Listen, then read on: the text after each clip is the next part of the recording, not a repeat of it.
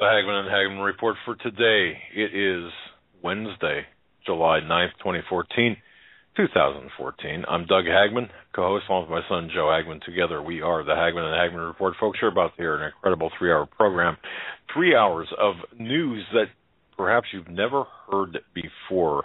An investigative inquiry into a very interesting topic indeed. But let me remind everyone, of course, you're listening to the only show where the news, we believe anyway, the only show that the news is presented to you in 3D format. We look into the abyss. We look well beyond the headlines, the bylines, the fog of disinformation, the intentional misdirection to bring you the news behind the news and the hidden history behind history. We broadcast live each and every weeknight from 8 to 11 p.m. Eastern.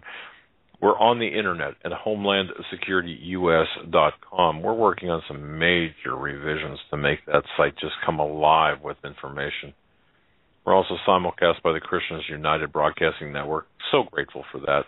There, you can tune us in at the Hagmann and HagmannReport.com. And folks, don't forget, our app is downloadable via the iTunes store. It's free. And it's great if you've got an iPhone or an iPad or even an Android or tablet, whatever. Download it on your device because we do send messages out that way. We also send photographs and important information via the app. I want to thank each and every one of you for joining us. Thank you for your belief and your trust in us. You know, this is a very tenuous time in which we live, and we are seekers of the truth. And it's interesting, our guest tonight, before we bring on Joe here, our guest tonight is Eric John Phelps. He's the founder and, he has the website, VaticanAssassins.org. Folks, if you wanted just a quick link, it's accessible off of our website, homelandsecurityus.com. Just click on the link there. It'll take you to Mr. Eric John Phelps' website, VaticanAssassins.org. But,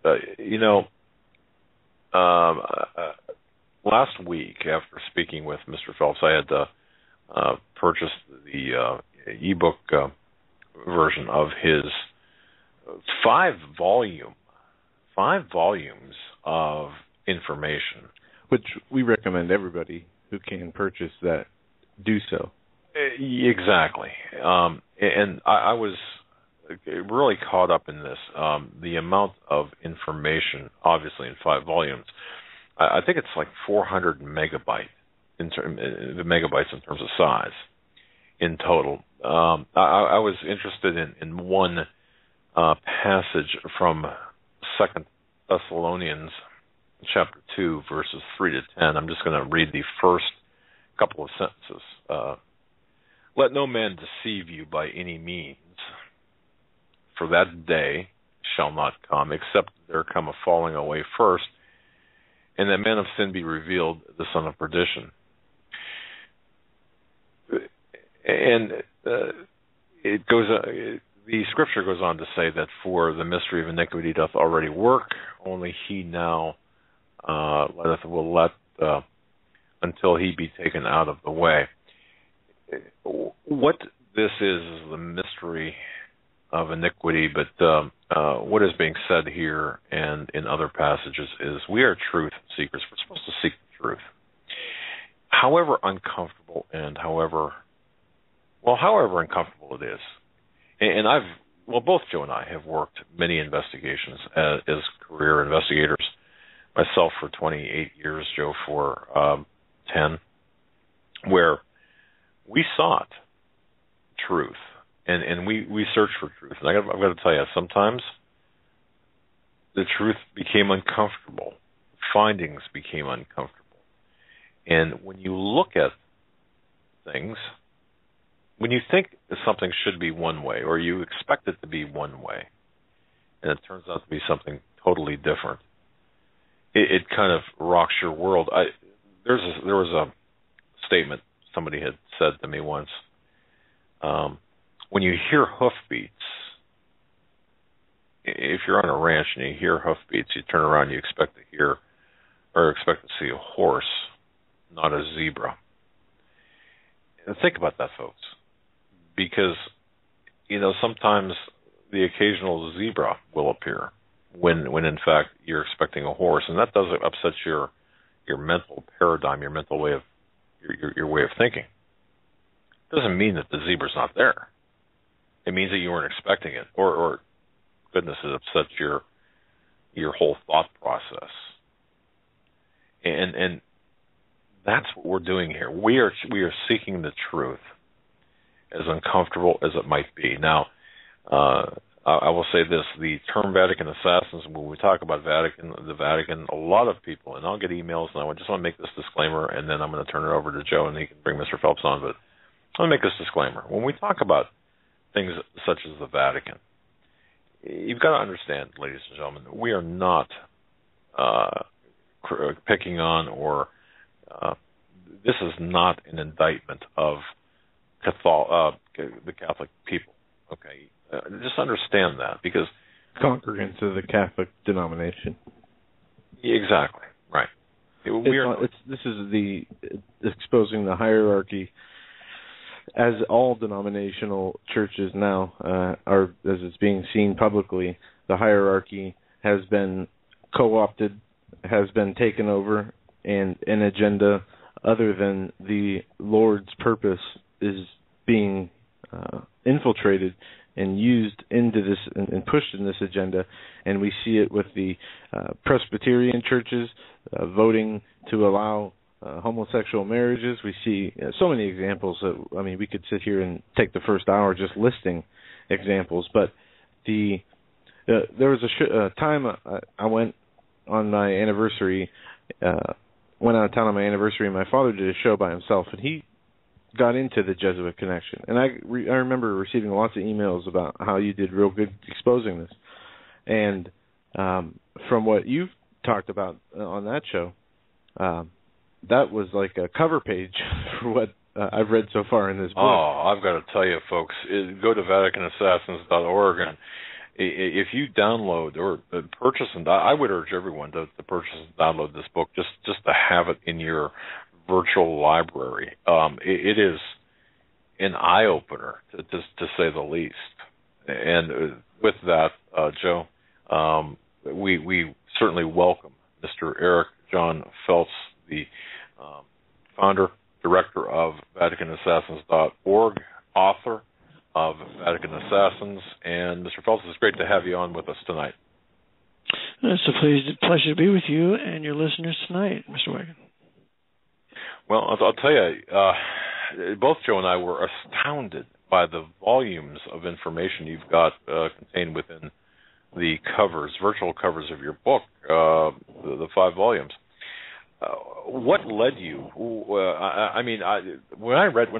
And of course I did not finish this in the week that I had, but I got to ask you, what led you to publish this work? I would say it all started back when I was 10 years old, when I was in 4th grade, 1963, when my teacher came into the classroom crying and weeping and said that the president's been shot. And I was very fond of my teacher, Miss Beals, and I wondered what in the world could have happened to her. So it was a traumatic experience that marked me, and I determined then that I would find out who did it. And I said to my father as a little boy, when LBJ was being sworn in on that Roman Catholic missile there on Air Force One, I said, he's guilty, he looks guilty. And then, of course, many years later, I realized and learned that the man who was sitting down looking up to him and winking was Knight of Malta, Jack Valenti. So we have a strong, powerful connection of the Knights of Malta to the Kennedy assassination. And with that, then, as I grew up and grew older, I learned of the Lincoln assassination. When I was in Bible College, in Baptist Bible College in Clark Summit, Pennsylvania, I had a history professor there. His name was Dr. Rembert Carter, and he had a class on the assassination of Lincoln. And he had a whole syllabus of sources that showed how the Jesuits were involved in that assassination. And one of those books was The Suppressed Truth About the Assassination of Abraham Lincoln by Burke McCarty. dear lady who wrote the book in 1924, and also the great work by Thomas Harris on Rome's involvement in the assassination of Abraham Lincoln. So that led me to think, well, maybe there's some connection with the Jesuit assassination of Lincoln with the assassination of Kennedy. And then the last thing was the general attack on the King James Bible, because I didn't know that the new Bibles were translated from another text. And when I found out that the Westcott and Hort Greek text, from which comes the Kirtland text and the Nestle text, and Metzger's third edition of the critical text, that goes on ad infinitum, but they're all based upon Jerome's Latin Vulgate. And according to the Jesuit Orders Council of Trent, the Latin Vulgate is the scriptures, not the Hebrew and Greek scriptures. So immediately there was a Jesuit connection to all three.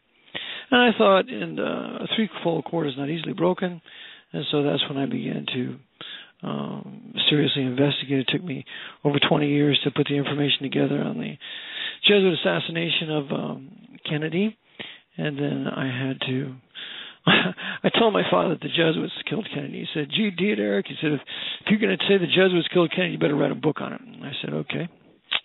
So that was kind of a spurning to write the book, and I gathered all the information, put the book together, and then have it out with the Jesuits, their last 500-year history from 1534, when they were created by Loyola, to really 9/11 in 2001. Then I updated with a couple of PowerPoints, but it's really the history of the Jesuit order, culminating the assassination of Kennedy, then goes on to the Cold War, goes on to Watergate and others, and then finally to 9/11. So I try to bring it up to date as much as possible to show the Jesuits run this country, they run the Roman hierarchy in this country, they run the Roman papacy, they run all the governments of the world, they run all the intelligence communities of the world. There's no such thing as them and us. They run it all, financially, politically, academically, and militarily. So. Wow. Mr. Phelps, one of the things that jumped out right in the first 15 pages of the first volume of your book here was the references to different, the Central Intelligence. You talked about from the Kennedy assassination to the World Trade Center, 9/11 happening, and you make reference to this, these different organizations, governmental organizations, intelligence agencies, and personnel, the Federal Reserve Bank. These are tools that the Jesuits use. Are they partners in crime, or is this the Jesuits just manipulating these different power brokers for their means and ends? Wherever the Jesuits are, they rule. And so when you find the Jesuit presence in the Federal Reserve, they rule it through their various knighthoods, be it Skull and Bones, Knights of Malta, Knights of the Equestrian Order, whatever knighthood you want to use. Ultimately, they're run by the Jesuit order. So when you see a Knight of Malta like William J. McDonough, who is the past head of the Federal Reserve Bank in New York City, the Jesuits run it. Or when you see another Knight of Malta who was a former head of the New York Bank, because remember, the New York branch of the Federal Reserve Bank is the most powerful branch. That's where they store all their gold. They have over 660,000 gold bars in the Federal Reserve Bank there, and the past president of that bank was Peter G. Peterson. Peter G. Peterson is the head of the Blackstone Group, powerful CFR presider, and a Knight of Malta, and also a purchaser of the medical wing at Loyola University, which is run by the Jesuits in Chicago. So their knights, their agents are everywhere in their key organizations, be it the banks or the military. For example, the head of the Joint Chiefs of Staff is Knight of Malta Martin Dempsey. So you got a Knight of Malta running the Joint Chiefs of Staff. You got a Knight of Malta that's the head of the Supreme Court, John Roberts. So the Jesuits run everything through their knights. Yeah. All right. Just so you know, and folks, what we try to do here is, we throw around terms like New World Order and the power elite, Illuminists, the Illuminati, the power brokers, and so on and so forth. And a lot of times, it seems like we just give these terms lip service. Now, here's the author, and again, our guest, Eric John Phelps, VaticanAssassins.org, that has studied this for a quarter of a century. what we're talking about here, and what Mr. Phelps references, the Jesuit order, which has been around for about it's a 500-year-old covert operation, geopolitical, male-only organization. It's really structured as a military operation, isn't it? That's correct. That's what Napoleon. Okay. Well, that's what they say. Okay, they have a magazine called Company. Anybody can subscribe to it, and that's a military term. Okay, all right. But I think the approach here, because this is such a voluminous. I mean, your book is just. I talk about encyclopedic. I guess what we're looking for here is we're trying to make sense of chaos. The chaos that we see today, we're trying to make sense of it. We're trying to see whose agenda people are following and who's pulling the puppets. Who are the puppets and who are the string pullers of the puppets? And I guess if we approach tonight that way and just kind of turning you loose in the sense of giving us an outline, telling us information that we need to know, and start wherever you like, but as if you're doing a presentation. Okay. That might be the best way. I just want to say that perhaps might be the best method of time, and if there's questions that we have, we'll kind of bump you, but or ask the questions. But if you want to start with the Jesuits, or if you can help us make sense of what's going on today based on history and based on what was set up, that'd be great. Sure. Okay. Let's go back to the Dark Ages. The Dark Ages lasted approximately 1,000 years. Conservatively from 606, when the Pope was declared to have universal spiritual power, to about 1648, when that's determined to be the formal end of the Dark Ages with the end of the 30 Years' War. And during this time, the Pope was in the zenith of his noonday power. Because remember, the Pope had not only, if you look at the Vatican flag, there is a silver key and there's a golden key. And you have a triple crown on it. Papal authorities, the crown stands for Lord of Heaven, Lord of Earth, and Lord of Hell. The two keys, the golden key stands for the Pope's universal spiritual power. That is, there's no salvation outside of the Roman Catholic Church.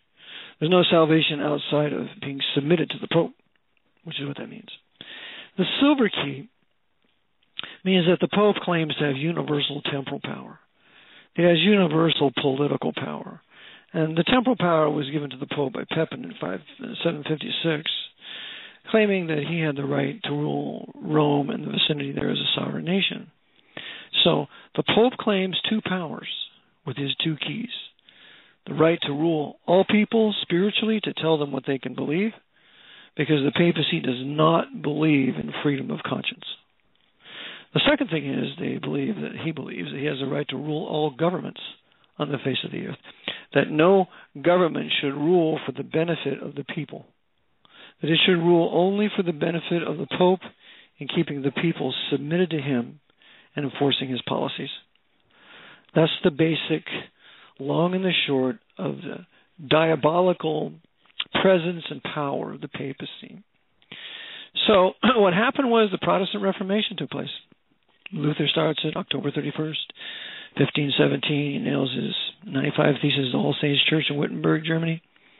And that begins, really, the movement of what we would call the Protestant Reformation.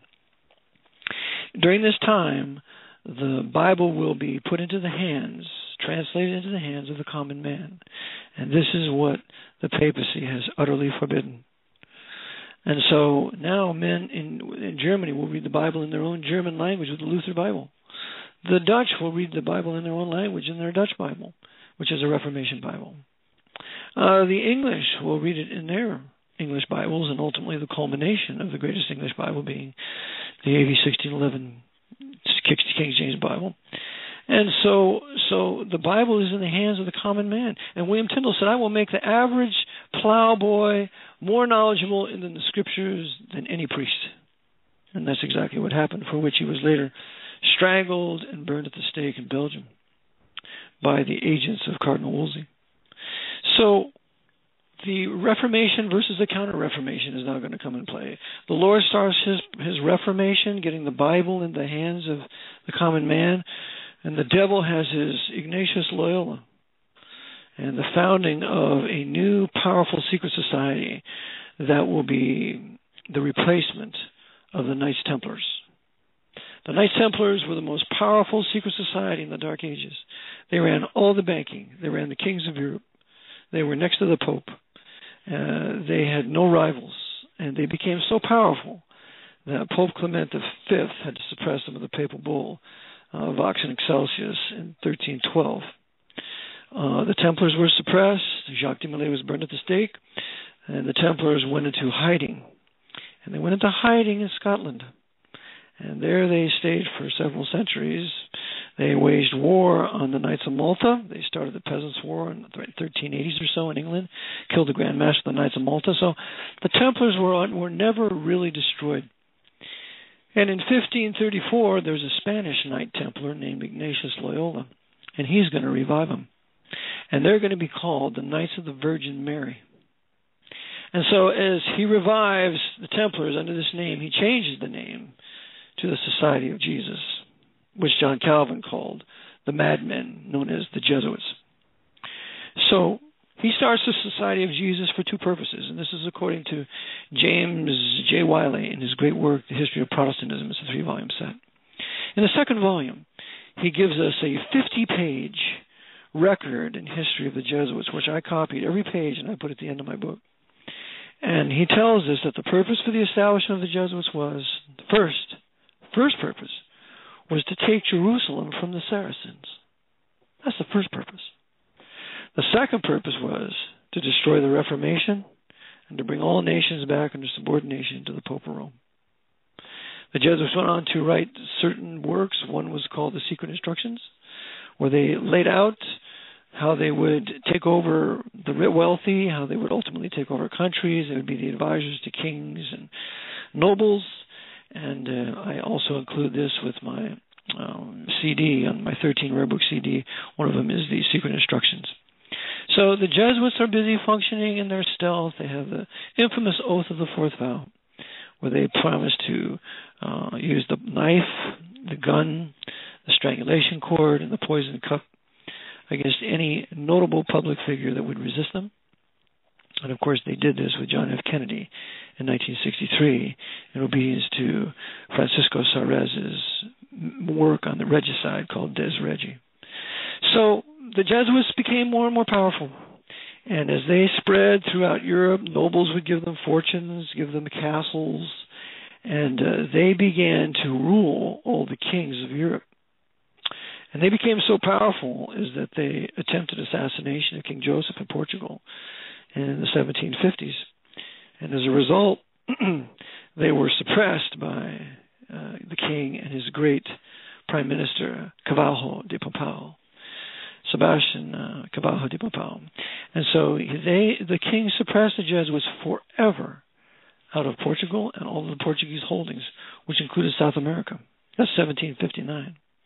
And then in 1764, France, with Louis XV, heavily influenced by Madame de Pompadour, suppressed the Jesuits out of France and all of their holdings, all of their foreign holdings. And by the way, to show that the Jesuits run the Skull and Bonesman in the crypt, one of the things that they do in their initiation is they desecrate a pretended body of Madame de Pompadour, because she was a tremendous enemy of the Jesuits. And the other thing they do is they kiss the slipper toe of the Pope. And the other thing they have is Don Quixote there in the tomb, and Don Quixote represents the Jesuit general. So with the suppression of the Jesuits out of France in 1764, the final coup de grace really is the King of Spain. Now these are all Roman Catholic kings. Yeah? These Roman Catholic, and this is during the first great Masonic schism, because their advisors are Masons, and the Masons are going against the Jesuits here. Choiseul of France, the advisor to Louis XV, is the one behind expelling the Jesuits. Sebastian de Pompeu, Cavallo, he is a Mason. He's behind suppressing them out of Portugal. And Aranda, who's the right-hand man of the King of Spain, he is the one behind. He's a Mason. He's also behind kicking them out of Spain and all the Spanish holdings in South America and Mexico. And so in 1767, they expel all the Jesuits out of South America, out of Mexico, out of Central America. The King of Spain was a Bourbon, just like the King of France was a Bourbon. They are now the absolute enemies of the Jesuit order. The Jesuits were rounded up, put on ships in South America, and sent back to Civitavecchia. They all landed and were kept on the island of Corsica for a while until after the French Revolution, when they would raise up their great avenger from Corsica, named Napoleon Bonaparte. And the Jesuits would run the French Revolution as punishment for the kings of France and the other kings of Europe who would dare to suppress them. So the whole French Revolution, Napoleonic Wars, was nothing but Jesuit payback. And this time, during this wonderful window of time, God would move and he would send a great awakening in America through the preaching of George Whitefield and Jonathan Edwards. And as a result of this great awakening from about 1720 to 1750, there was a great turning to the Lord, and that would be the foundation for the Calvinist, Baptist, and Presbyterian American Revolution against the dictatorship of King George III, who took in the Jesuits and was protecting them when the Pope suppressed them in 1773. So that's the other major thing. The Knights of Malta kicked the Jesuits out in 1768.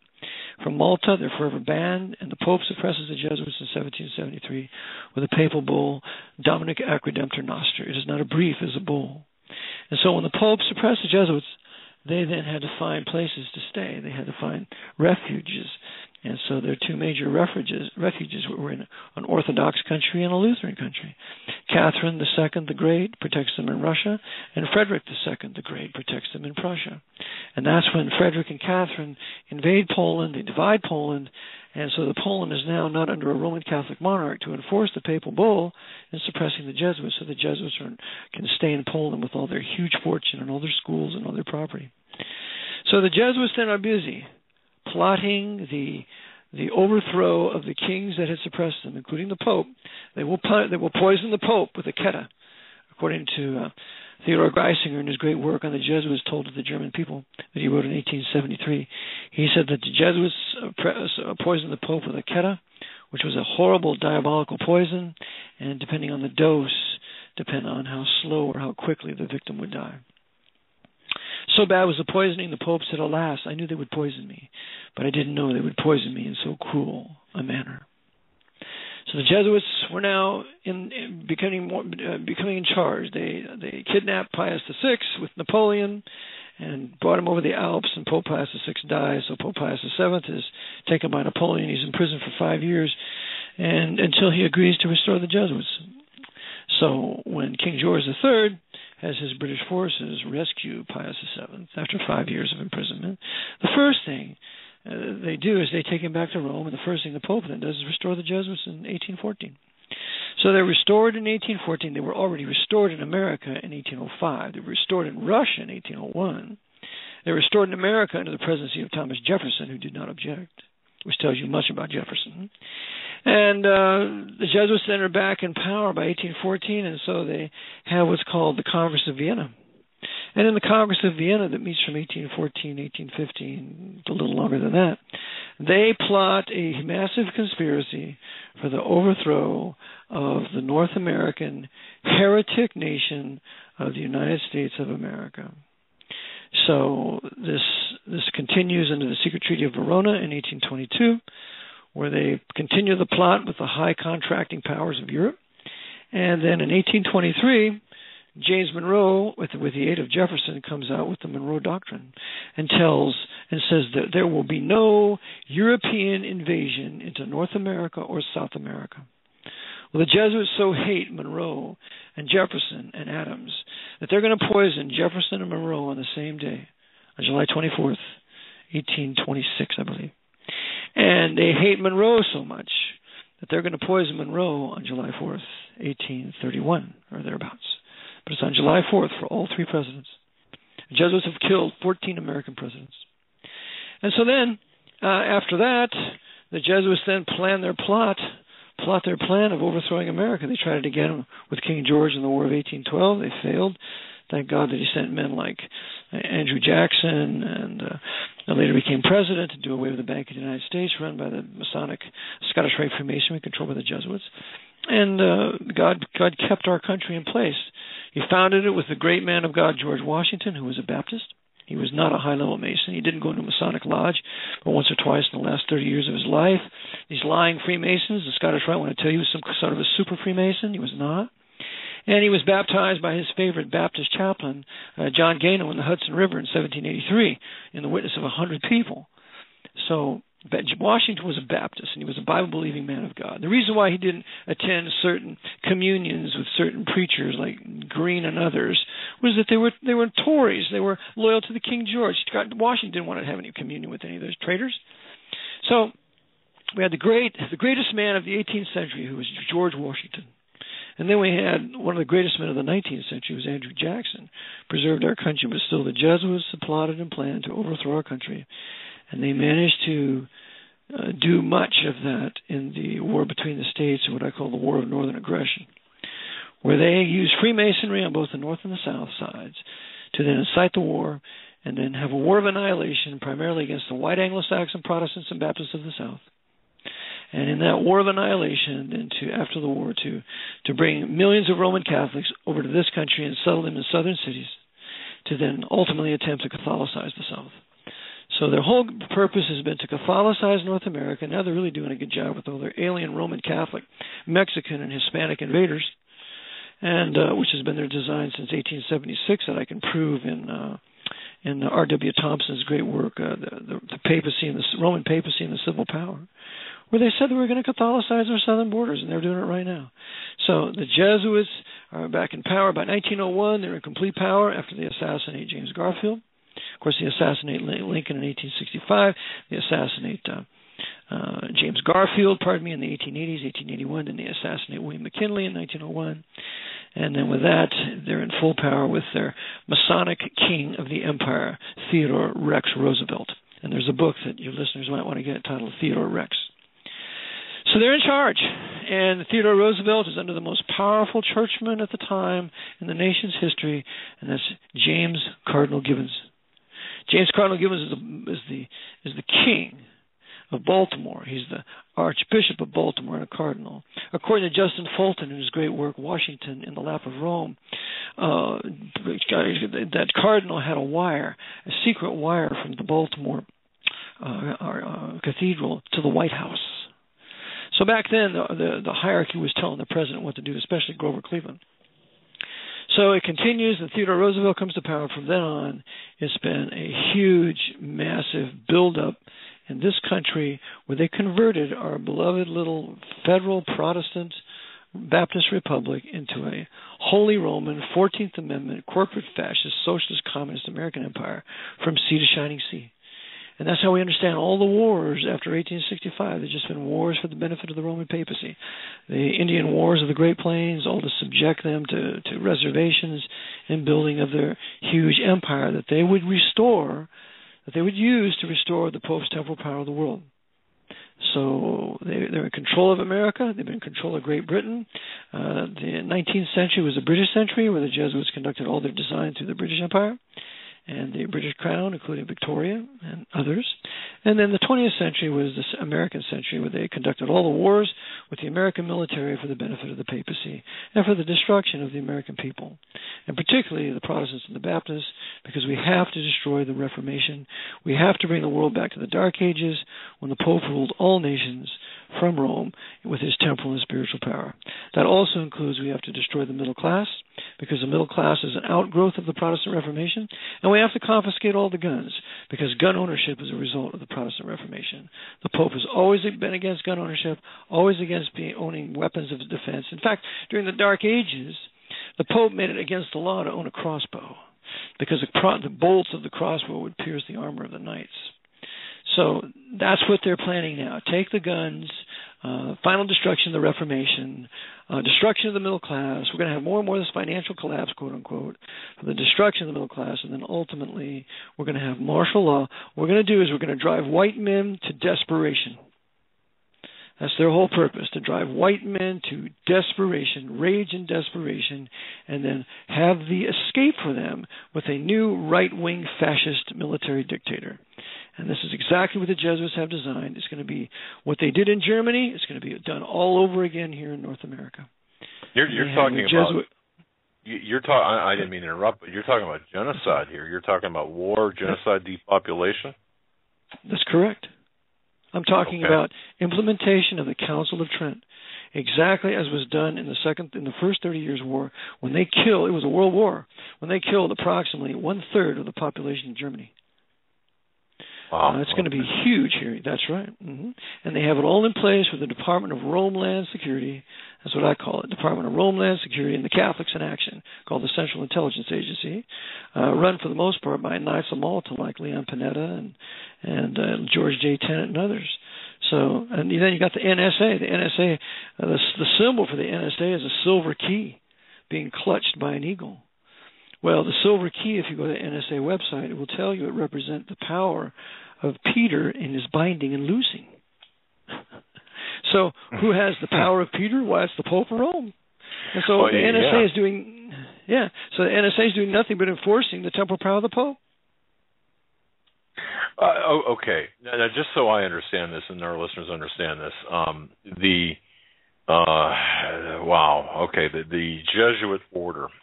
Once again, you're looking at a 500-plus-year-old, really a secret society, if you will, a covert operation. That's a geopolitical, patriarchal system, as I understand it from your writing. That's correct.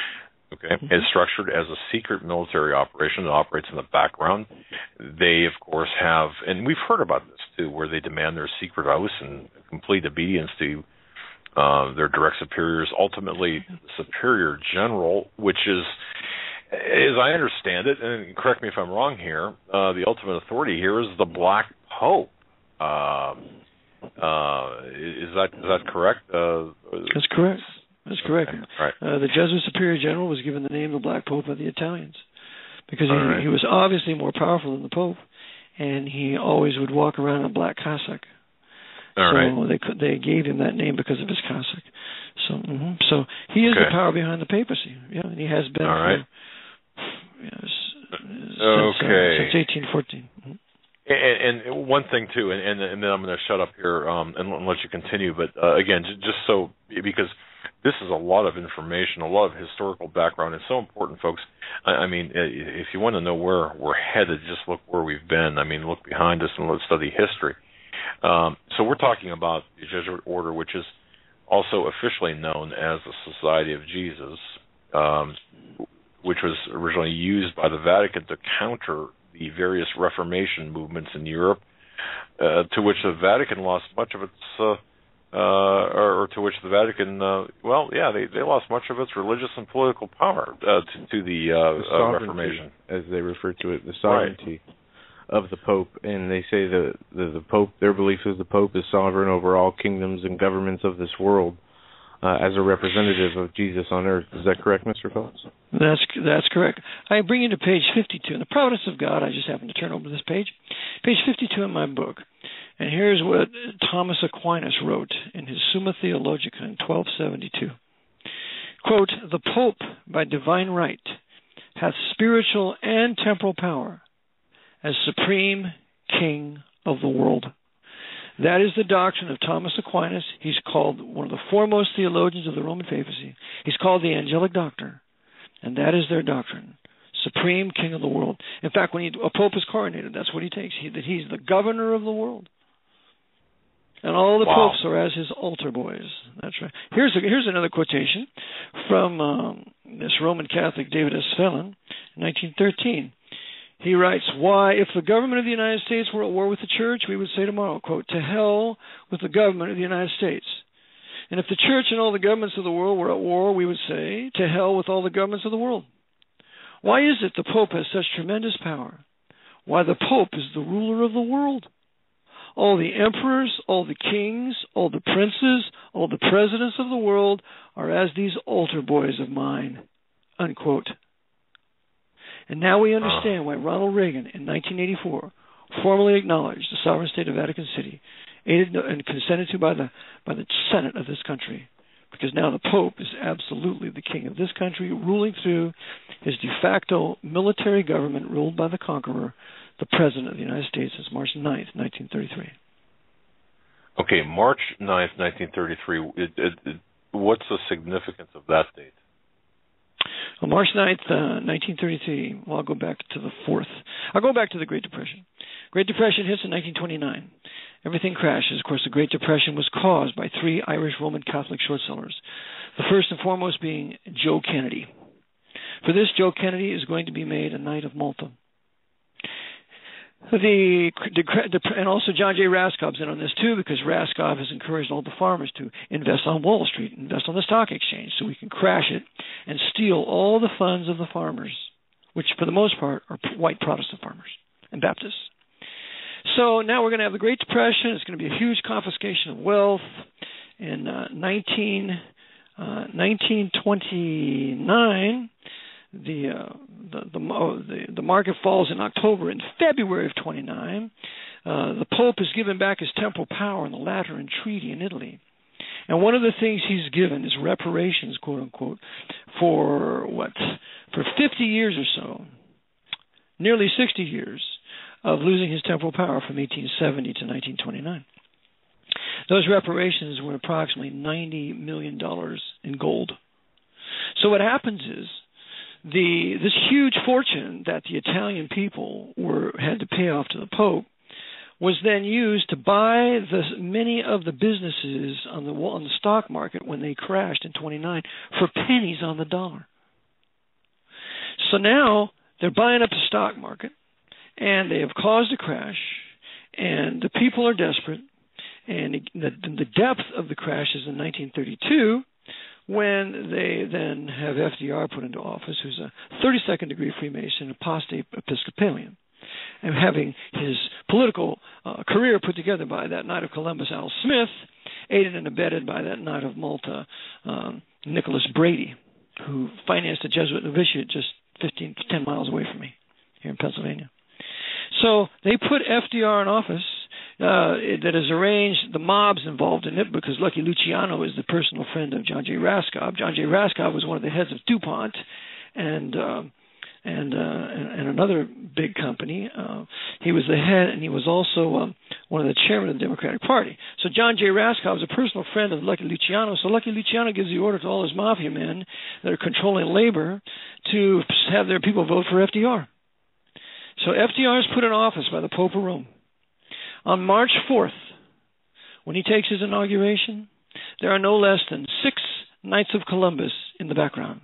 You can watch this on a video. Just Google for the March 4th presidential inauguration of FDR, and you can see their hats moving around. They're 4th degree men with their 4th degree hats on, the chapeau as they call them. And so as FDR he begins his inauguration, what he says is, this is the day of national consecration. Consecration is a religious term.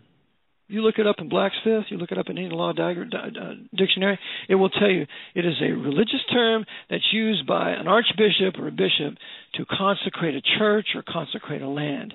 It's a Roman title. What FDR told us there is he was going to consecrate the entire country, all the labor, all the land, and all the businesses, set it apart for the use of the Pope.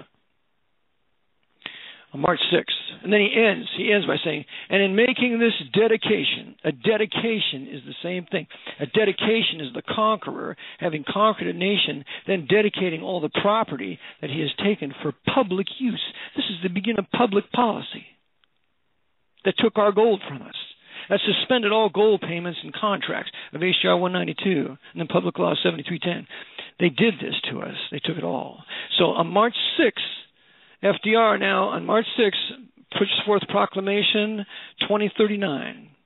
In this Proclamation 2039, he declares a state of national emergency, premised and based upon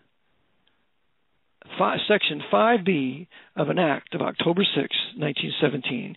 He never tells you what that act is. That act is the Trading with the Enemy Act.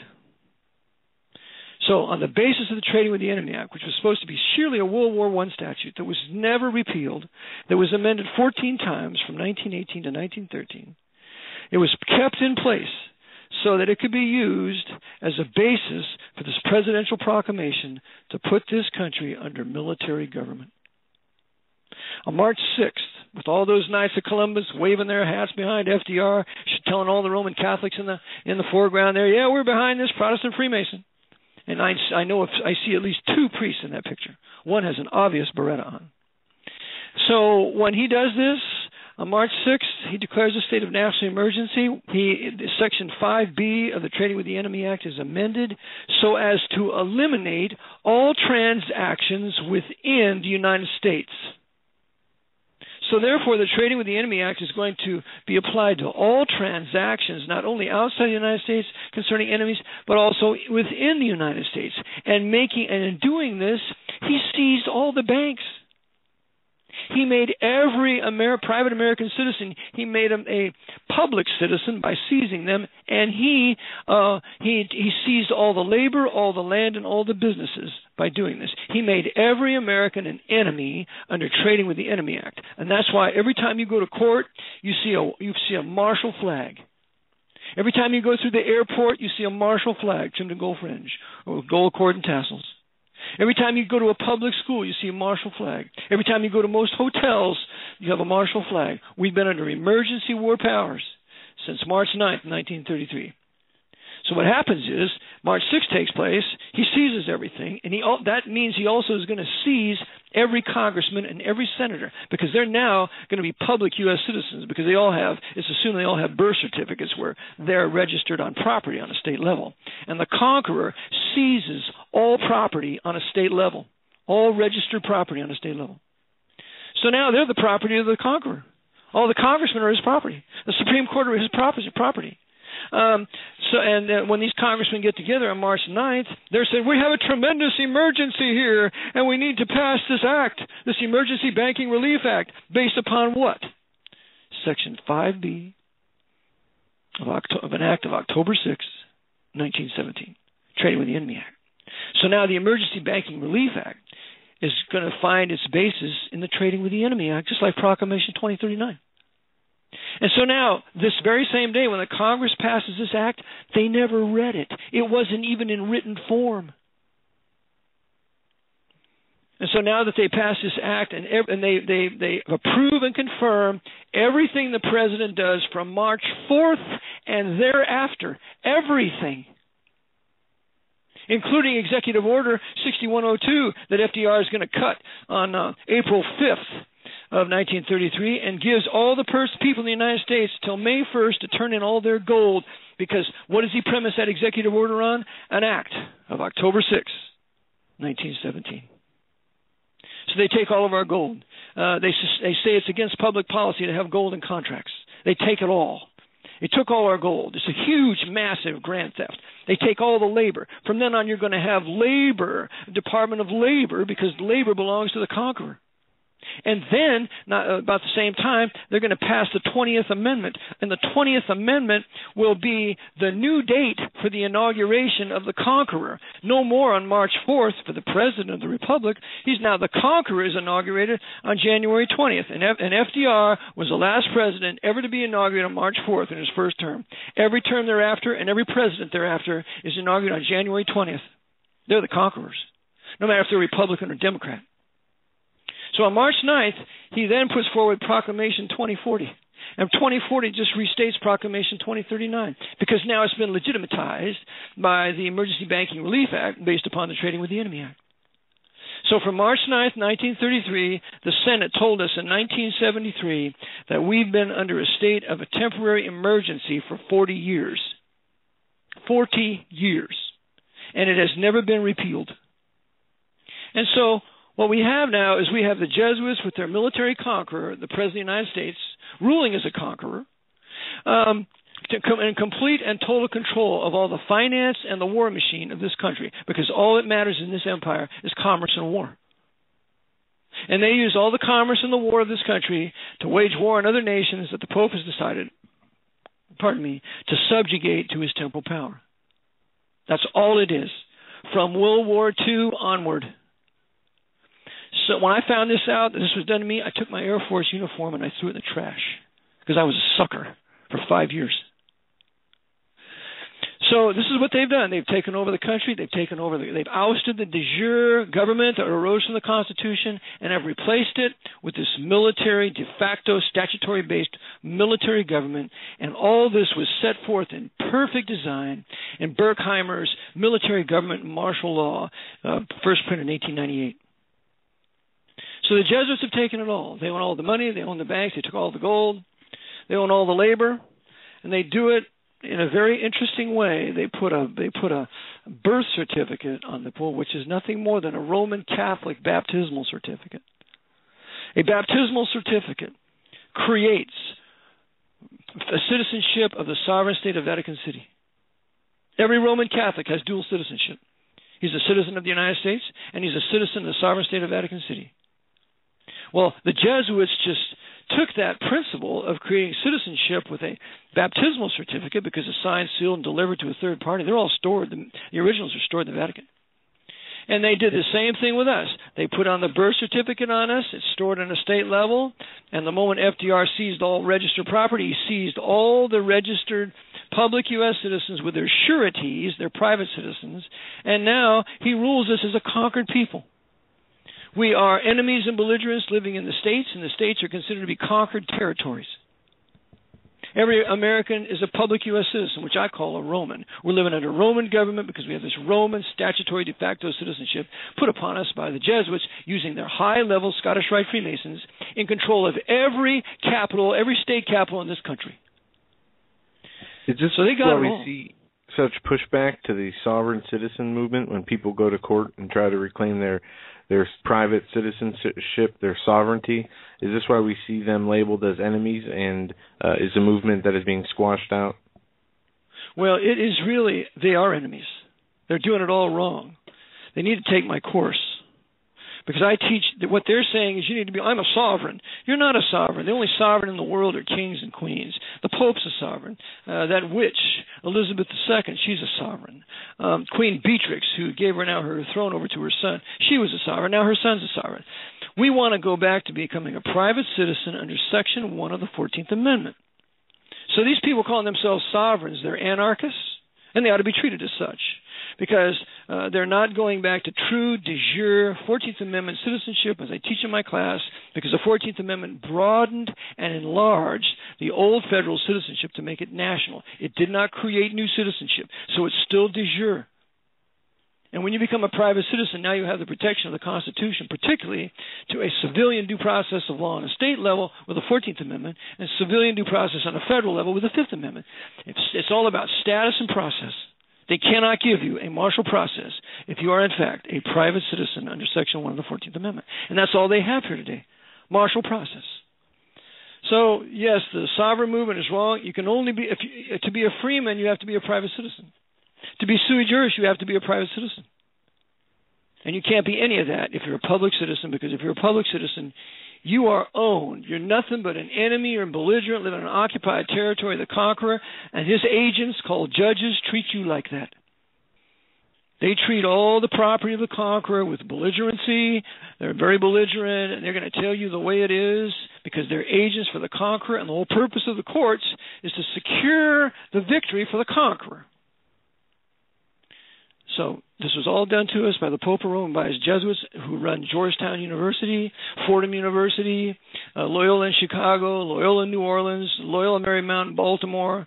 There are 28 major universities in this country. 1 out of every 10 lawyers is trained by Jesuits in this country. And they put upon us what I call, it's huge. It's huge. 1 out of 10. Yep.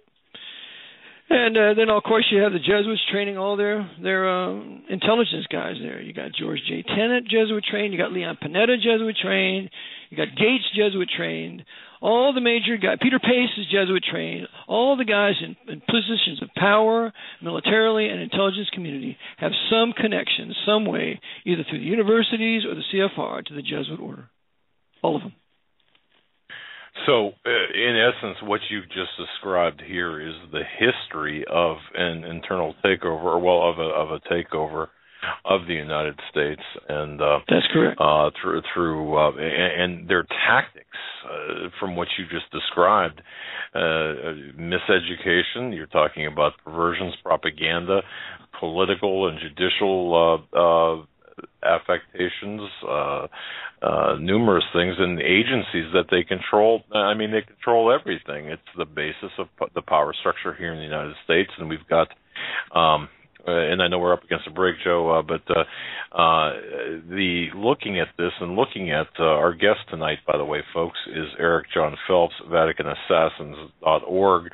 But looking at this Vatican Jesuit Masonic network operations, we often talk about the City of London. You've heard us talk about that. And the base of operation there, Vatican City, Rome, in Italy, and of course our capital, the District of Columbia, which, and one of the shows I did earlier, I had mentioned about the District of Columbia, formerly called Rome. But Go ahead, sir. That's what Justin Fulton called it in his great book. He called it Washington in the Lap of Rome. Called Rome in the Potomac. Yeah, and in reading some of the books predating the founding of America, it talks about, it frequently references the spirit of Rome, which says it was looking for a home, and how they have found it through their new country, which they hope to establish through America, and that they did. Brother Eric, we're going to take the top of the hour break right now. It'll be just a few minutes, a quick word from our sponsors, and we'll be right back after these short messages, folks. You're listening to the Hagmann and Hagmann Report on this Wednesday, July 9th, 2014. Ladies and gentlemen, to the Hagmann and Hagmann Report on this Wednesday, July 9th, 2014, with our very special guest, Mr. Eric Phelps. Mr. Phelps, I'm going to open this hour with a question from a listener, Betty. She asks that what Bible is the may I interrupt just for 1 second to Absolutely. clarify something? You had the advertisement of Jack Nicholson and Tom Cruise on there with that movie, A Few Good Men, right? Yeah, that was our opening, yes. Both Jack Nicholson and Tom Cruise are Knights of Malta. Interesting. Oh. Uh-huh. Now, okay, just to be clear now, what's the significance? Knights of Malta, I mean, I don't want to sound naive here, but in the context of Hollywood, what's the significance there? What is their influence? They run Hollywood.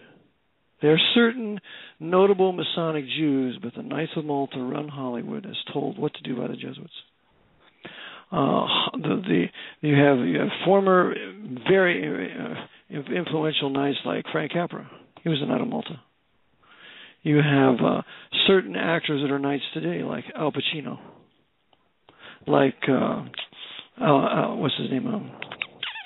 Al Pacino. You have Bishop Sheen.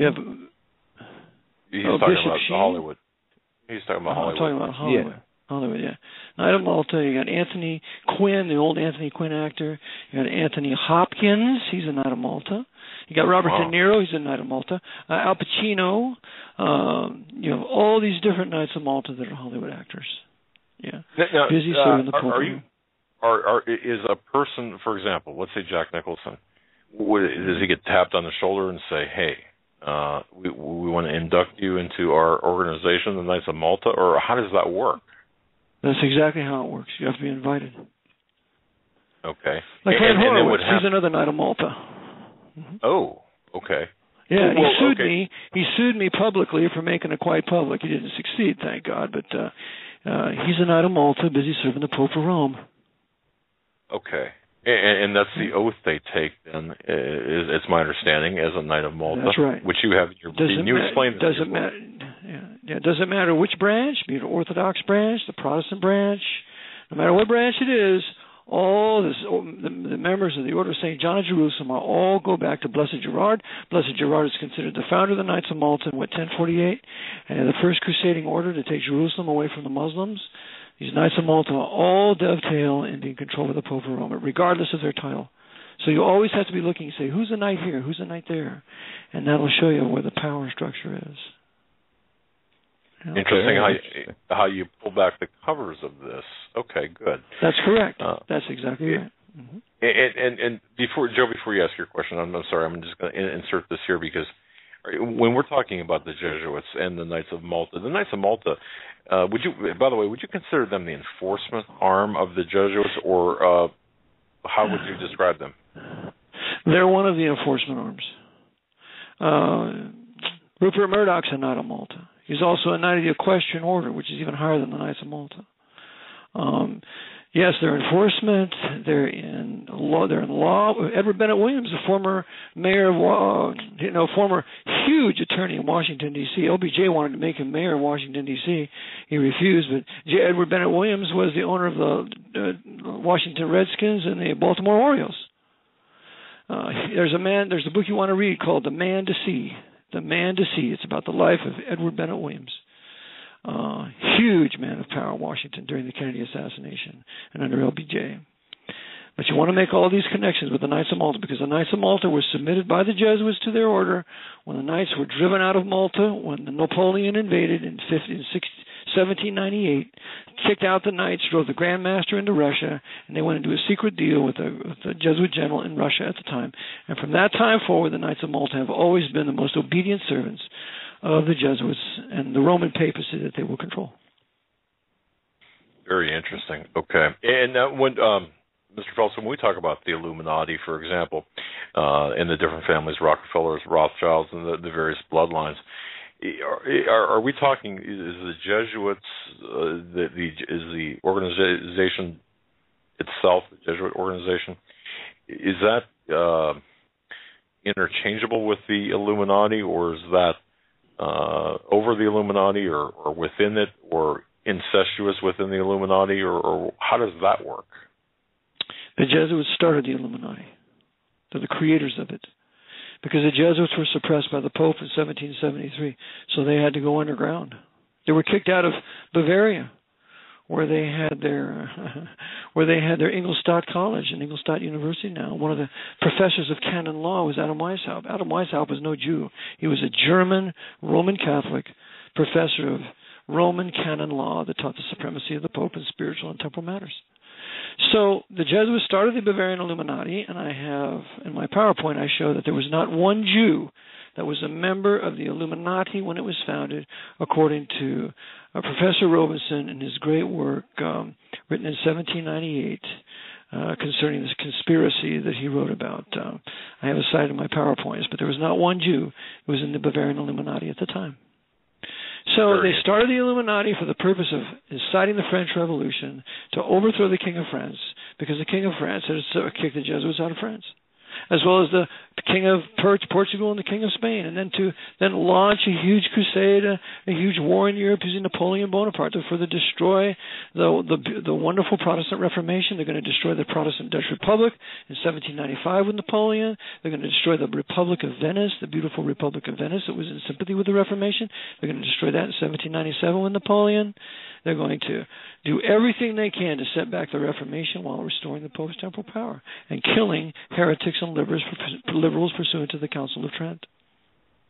So that's the Bavarian Illuminati. The Illuminati, if the Rothschilds were nothing more than the keepers of the Vatican treasury during the 18th century for a while. Now the Rothschilds are as nothing compared to the financial power of the Aldebrandinis, of the Colonnas, of the Farneses, of the several of the major families I have listed on my website, the 10 most powerful families. They're all Italian, Roman Catholic, Grey Jesuits, and they control the giga-trillions. So the Rothschilds and Rockefellers are all subject to the Jesuits and other papal knights.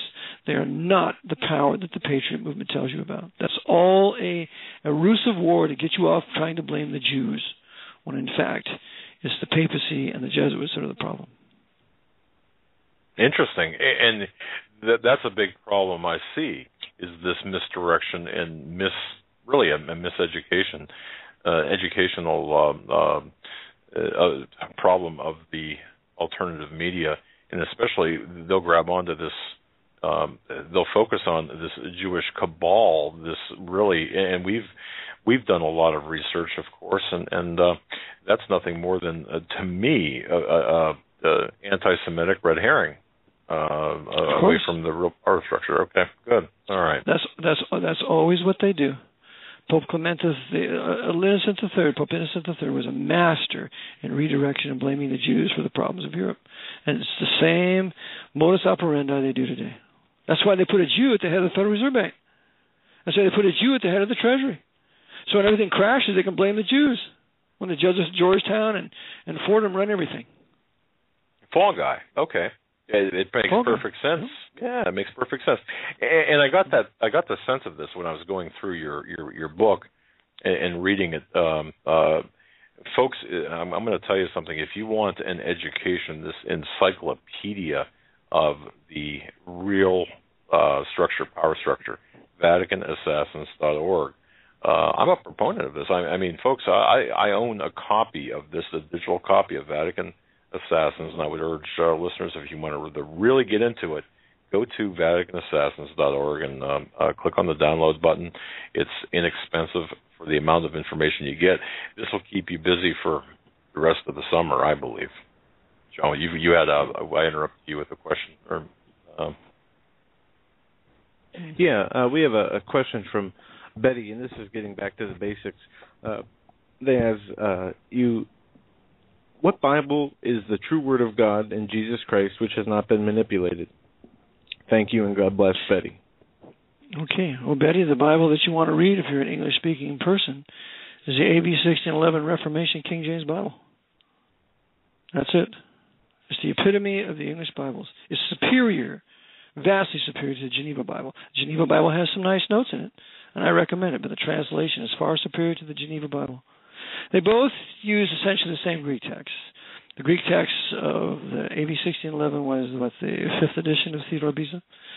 But it's the Reformation text that we came out of Constantinople. When the Muslims took Constantinople, the Byzantine text was driven west into Europe. Erasmus is the first to put it out.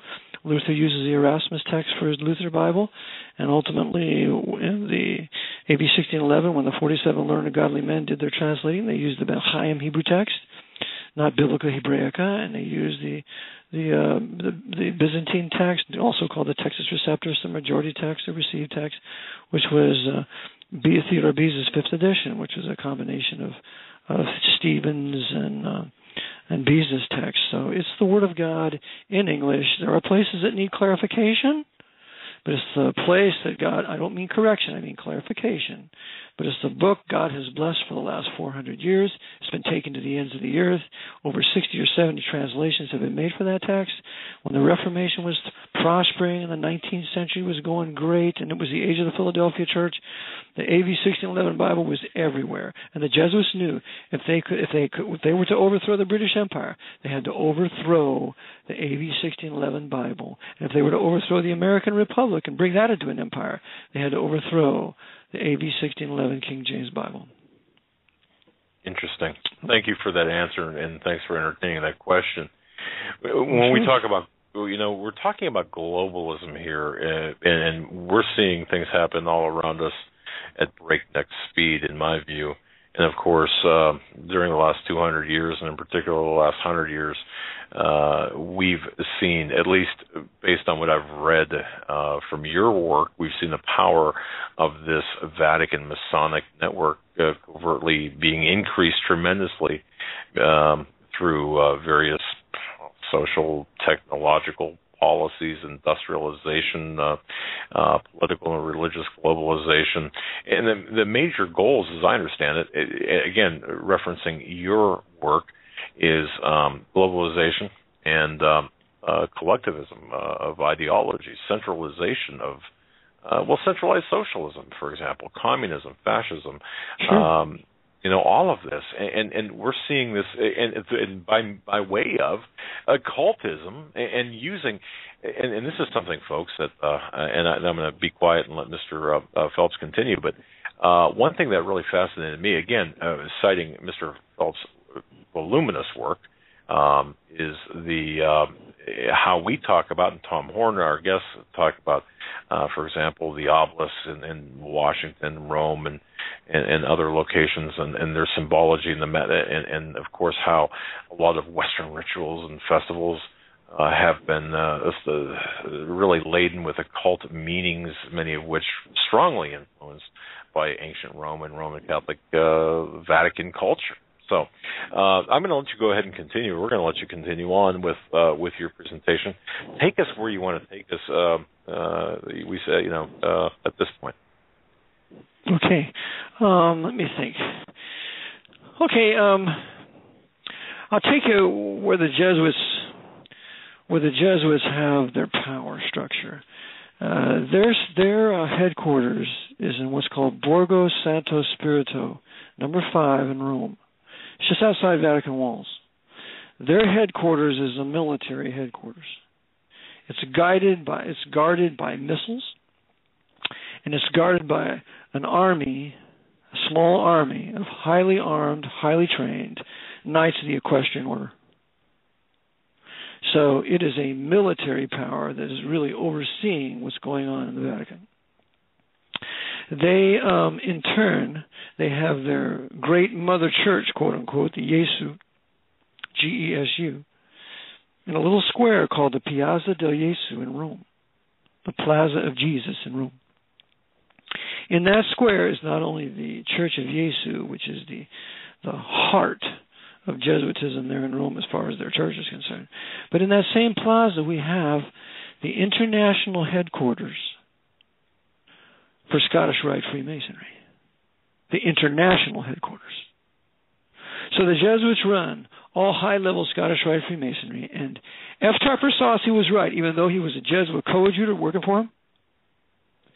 He was right when he said the G in the center of the compass in the square stands for Jesu, G-E-S-U, of the Jesuits.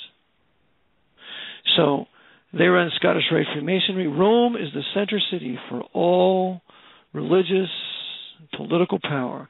Many of the American senators have homes, have nearly live in Rome. Ron Paul's been to Rome 50 times. Ron Paul, some of his dearest friends are Roman Catholic priests. Ron Paul's a traitor. He has no intention of ever being a true patriotic American and nationalist. So what we have is they run it all. And their center city in Rome is a great haven for the visitors, men of power in this country. I got a picture of Newt Gingrich. Newt Gingrich, another papal knight, who was a Baptist and turned Catholic because he married his wife. She's a Roman Catholic. Her sons are trained by Jesuits. I got Newt Gingrich sitting next to Benny Hinn in the Vatican. They're all working together for the Pope. Millionaires. So their center of power is there. When Pope John Paul II died, there were 150 heads of state in Vatican City paying respects, quote unquote, to the Pope. What for? Because he was their master. He was their Caesar. Doesn't matter what religion they were either. That's the kind of power they have. They control the intelligence community. They can eliminate any head of state on an order of the Jesuit general within 48 hours. Who is the Jesuit general? Is the Pope, the Black Pope, or the Jesuit Pope, the Black Pope?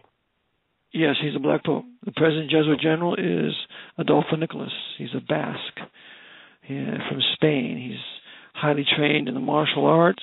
He speaks perfect Japanese without an accent. He was a provincial in the Far East, and I maintain that the reason why the former general resigned after 25 years, that was Peter Hans Kolvenbach.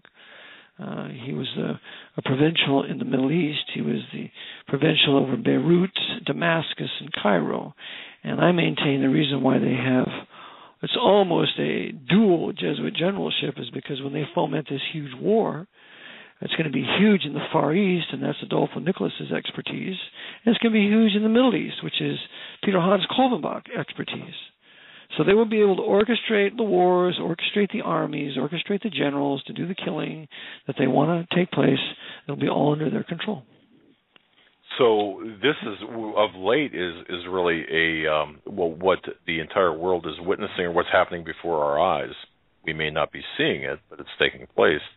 Is the movement of the grand chess pieces within the powers of the Jesuit order. Is that a fair statement? That's correct. That's a very fair statement. Remember, the Jesuits run the government of Russia. They run through the FSB and SBR.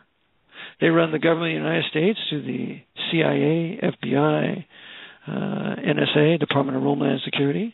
They run the government of Israel through the Mossad, Shin Bet.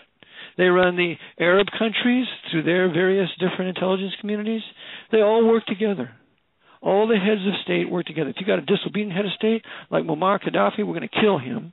and we'll put somebody else at the head of that country. Somebody wants to build their country and become a nationalist and want to bring wealth into your country, we're going to kill them. We can't have any country prospering for the benefit of their people. We're going to kill the Serbs, too, because you see the Orthodox Serbs, they're really an enemy. They're an absolute enemy of the Roman papacy. So we're going to use Jesuit-trained Bill Clinton to bomb the Orthodox Serbs for 77 days. And it goes on and on and on. Now they're fomenting a war in Ukraine, and what do they want? They're creating the alignment between Russia and China to be the enemies of the West. And the Pentagon, at this very moment, is planning a two-front war with China and Russia in the East and the Middle East in the West. They're planning it.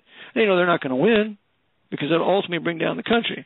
But with traitors like Leon Panetta, that Knight of Malta, from Jesuit Santa Clara University in California, with other traitors like George J. Tenet, who's another Knight of Malta, Mr. Slam Dunk George J. Tenet.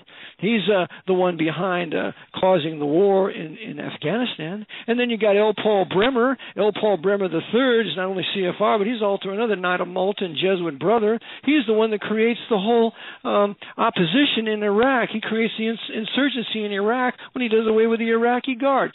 Your listeners must watch the tremendous video, No End in Sight. And it's a complete indictment of L. Paul Bremer, of what he did there. L. Paul Bremer is a Knight of Malta. George W. Bush, the bonesman, will give the Presidential Medal of Freedom to L. Paul Bremer, George J. Tenet, and the invader of Afghanistan, Tommy Franks. And they invaded Afghanistan, by the way, we cannot forget this. They invaded Afghanistan on October 7th, 2001. October 7th is a very important day for the Roman papacy because it was on October 7th, 1591, I believe, that the Battle of Lepanto raged, and the Knights of Malta, with their ships, defeated the Ottoman Turks and thereby opened up Jerusalem to Europe. The Battle of Lepanto is considered to be the second most important naval sea battle, second only to the Battle of Actium in 31 BC. And so the Battle of Lepanto was fought on October 7th. Well, I will start the invasion of Afghanistan on October 7th. Dates, numbers, they all mean things, don't they? Absolutely. I'll give you another one. March 9th, 1933. Well, March is the third month. 9 is 9, so that's 3 and 9 is 12. You got 33, you add 3 and 3 for 33. So you got 12, you got 15 with another 3, then you got 18. 18 divided by 3 is 666, 3 sixes. They were waiting for March 9th for a long time. And I have fellow researchers that said to me, when they passed the Emergency Banking Relief Act on March 9th, 1933, there was a hullabaloo in the House. All this noise and yelling and partying. Finally, the Speaker of the House said, "You need to quiet down up there. We're going to have to clear the gallery." The Jesuits had a party on March 9th, 1933, because that's when they took this place for the Pope. And they did it on their occult numbering system that they love to use, which is Kabbalah. And that's still in use today. Absolutely. They're the masters of Kabbalah. Mm-hmm. And by Kabbalah, are you talking about the Madonna Kabbalah? You know, the infamous That's Madonna. Correct. Same thing. Roman Catholic Madonna. That's right. Interesting. The Virgin. Okay. Mm-hmm. Preoccupation with the Virgin. You have the same preoccupation with a virgin, with a woman, with the Borg of Star Trek. The Borg of Star Trek are half human, half machine. They're dressed in black. And the Borg is the Jesuit order because it's named after Borgo Santo Spirito, Latin for the village of the Holy Spirit. That's the headquarters for the Jesuits in Rome. So naturally, Gene Roddenberry would name his Jesuits the Borg. And the head of the Borg would be a woman. And they would travel in a black box, a black block. Just like the Masonic Freemasons, with every station is a black ashlar stone. There's a cemetery of all these Jesuits over here at Novitiate here in Warnersville, and they put a new display up, and every Jesuit is portrayed as a black block on the wall with no name. It's just a huge phalanx of a military arm with no name, no faces, just working to the same end for the Jesuit general. Wow. Okay. This is absolutely incredible information. Folks, you're listening to Eric John Phelps, his website, VaticanAssassins.org. That's VaticanAssassins.org. Be prepared to spend some time there. What a fantastic resource. And, of course, you can hear, as you hear right now, I feel we bring the best guests with the best information to you. And this is certainly a flagship example of that, Mr. Phelps. That is, and his website and his book, Vatican Assassins, a marvelous resource of information. So go ahead. If we could bring it to, or go ahead. Let me give you another example of the power of these secret societies all working together. There's probably no greater example than the Bush family. Prescott Bush Sr. was a bonesman. And I maintain a Knight of Malta, too, because he was working with Fritz Thyssen in the building of the German army. And Fritz Thyssen was a very powerful Knight of Malta in Europe, one of the richest men in Europe. You have Prescott Bush Sr., we've reviewed him. Prescott Bush Sr.'s, Prescott Bush has a son, Prescott Jr. He's a Knight of Malta. He is the brother of George Herbert Walker Bush, bonesman. George Herbert Walker Bush has a son, George W. He's a bonesman. He has another son, Jeb Bush. Jeb Bush is a fourth-degree Knights of Columbus, who, with my contacts that I have in Miami, says that he runs the entire drug trade in Miami. So the Knights of Columbus, Skull and Bonesman, Knights of Malta, all in the same family, all working together. Wow. Folks, think about that. And listeners, please, it's not like I have to really urge you, but really contemplate the significance of what Mr. Phelps is saying here and the significance of these secret societies that are really calling the shots. It's really theater. Our reality is theater, and what Mr. Phelps is explaining is really the power structure behind the theater. Yeah. The pulling the strings. Yeah. Wow. Now, let me give you another example. You got John Boehner, who's supposedly an enemy of Barry Davis Obama. His real name is Barry Davis. His father was Frank Marshall Davis, a notable communist in Chicago. So I call him Barry Davis Obama. Barry Davis Obama was trained by Jesuits in Chicago. The foremost Jesuit that was his mentor was Greg Galuzzo of the Gamaliel Foundation. Of course, we've got to make it look Jewish now, so we're going to name it after a Jew, Gamaliel. When a Jesuit founded it, named Greg Galuzzo. Greg Galuzzo will be the tutor of Barry Davis Obama. Another one of his tutors will be Zbigniew Brzezinski. Zbigniew Brzezinski is a Polish Knight of Malta, beloved of the Jesuits at Georgetown and other Jesuit universities in this country. He is a true papal knight and man of power. Zbigniew Brzezinski was one of the founders and creators of Al-Qaeda. He was a personal friend of bin Laden before he died shortly after 9/11. So you have that connection. Now you have Barry Davis Obama. He's controlled by the Jesuits. And his real master, the real president, is that white devil, Joe Biden. He has 2 honorary degrees from the Jesuits, one from St. Joseph's University in Philadelphia, the other from Scranton University here in Pennsylvania, both in Pennsylvania, to the disgrace of my state. He's the real master. He's the one that's right at the right hand of Obama whenever he signs any law into effect. He's a Roman Catholic Jesuit. Now you have Obama, you have Biden, and now you have John Boehner. John Boehner is supposedly the enemy of Obama, and he's going to sue Obama. That's all smoke and mirrors. Oh, John Boehner is a 4th-degree Knight of Columbus. John Boehner is the one responsible for getting a Jesuit, I believe it's Patrick Conway, as the chaplain of the House of Representatives. So they control both sides. You got Jesuits like Lawrence O'Donnell with MSNBC, and you got Jesuits like Chris Matthews with MSNBC, who was the what do you call him? A journeyman, the apprentice for Patrick Moynihan of New York. Patrick Moynihan was a great professor and loved by the Jesuits of Fordham. Patrick Moynihan was involved in the Kennedy assassination cover-up. So Chris Matthews knows this. He was his right-hand man. And now Chris Matthews was put at the head of MSNBC. He was a good socialist, good communist, like most Roman Catholics are socialist communists. They hate the idea of free enterprise, and they love monopolies for the rich. And so you got Chris Matthews, you got Lawrence O'Donnell there, and then that's on one extreme, the left, quote unquote, and then on the right, what do you have? You have Roman Catholic Sean Hannity on Fox News. You got Roman Catholic Bill O'Reilly on Fox News, looking out for you. Yeah, right. Rupert Murdoch, the head of it all, Knight of the Equestrian Order, Knight of Malta, Knight of St. Gregory. They control both factions, and neither faction will ever raise up a president that will terminate Proclamation 2040. Never. That would be their death sentence. And I maintain Kennedy was going to do that because he said, we don't have a Pax Americana.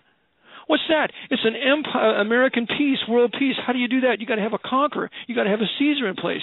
He was saying there's probably not going to be a Caesar anymore because he was probably going to terminate Proclamation 2040, and that's when they terminated him in Dallas at 12:30, November 22nd, 1963.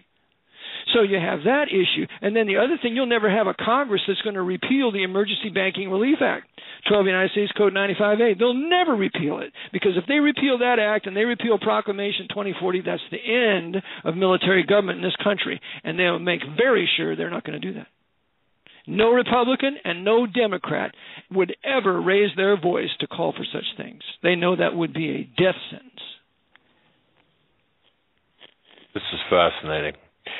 You mentioned the Kennedy assassination. Of course, therein lies perhaps the biggest motive for the assassination. That is that, yeah. Because I read this in your book, but for the listeners, if you want to just get into the Kennedy assassination a bit for the listeners, and folks, his book Vatican Assassins, Mr. Phelps does lay out some pretty interesting details with respect to that. But if you want to touch on that. Sure, once again, sure. Just to drive that point home. Sure. You can only understand the Kennedy assassination in light of Francis Cardinal Spellman. He was the most powerful churchman in this country at that time. Spellman was beloved of Pope Pius XII. Spellman was a Knight of Malta. He was the head of the American branch of Knights of Malta out of St. Patrick's Cathedral in New York. Remember, St. Patrick's Cathedral in New York is right across the street from Rockefeller Center, filled with CIA boys, run also by the Knights of Malta. Remember, Allen Dulles was a Knight of Malta. Tennant was a Knight of Malta. Panetta was a Knight of Malta. I count at least 6 Knights of Malta that were heads of the CIA in the past. William Colby, who they killed because he became disobedient. So what Francis Cardinal Spellman was a man of power, the man of power in this country from St. Patrick's Cathedral. Well, Kennedy couldn't stand him. Kennedy would not allow Spellman to say Mass in the White House. Remember, Francis Cardinal Spellman, after World War II, is the most powerful man in this country. He's the controller of MacArthur. He's the controller of Eisenhower. He's the controller of Walter Beadle Smith, the first head of the CIA, an arch traitor. And Patton so couldn't stand Walter Beadle Smith that he refused to allow Walter Beadle Smith to be a pallbearer in his funeral, and instead Patton made sure that his black Sergeant Meeks, would be his pallbearer in place of Walter Beadle Smith.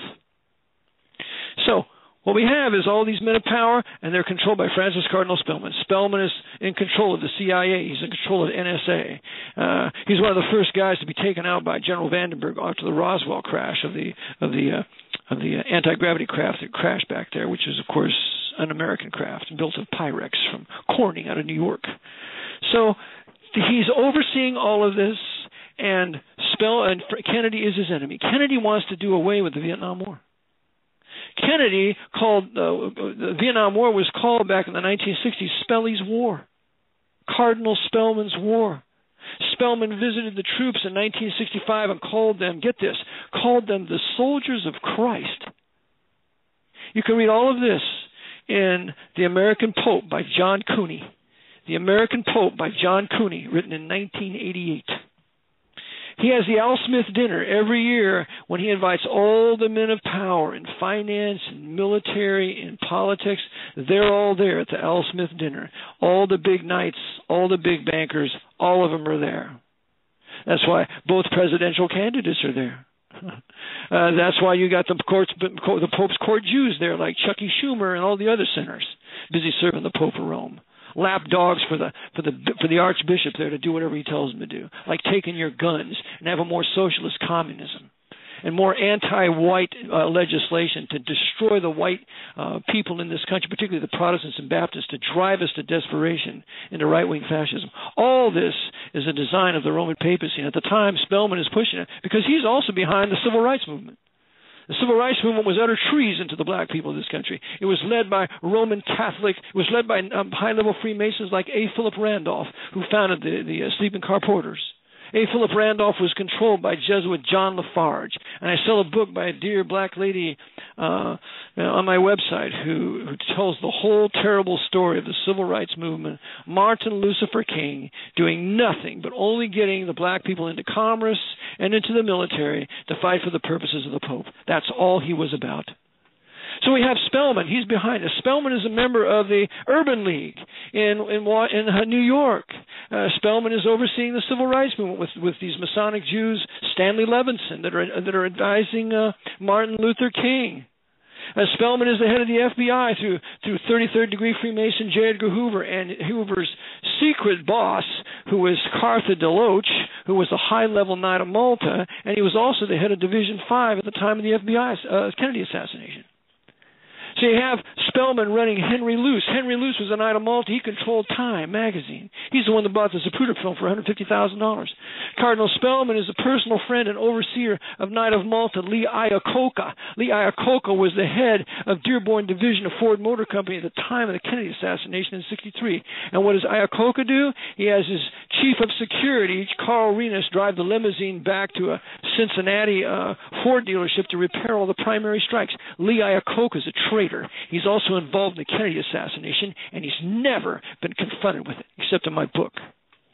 So you have Spellman running all these Knights of Malta. He runs Clay Shaw, the head of the trademark in New Orleans. He runs William F. Buckley of the firing line. He's a Knight of Malta. He runs John McCone, who's a Knight of Malta and head of CIA.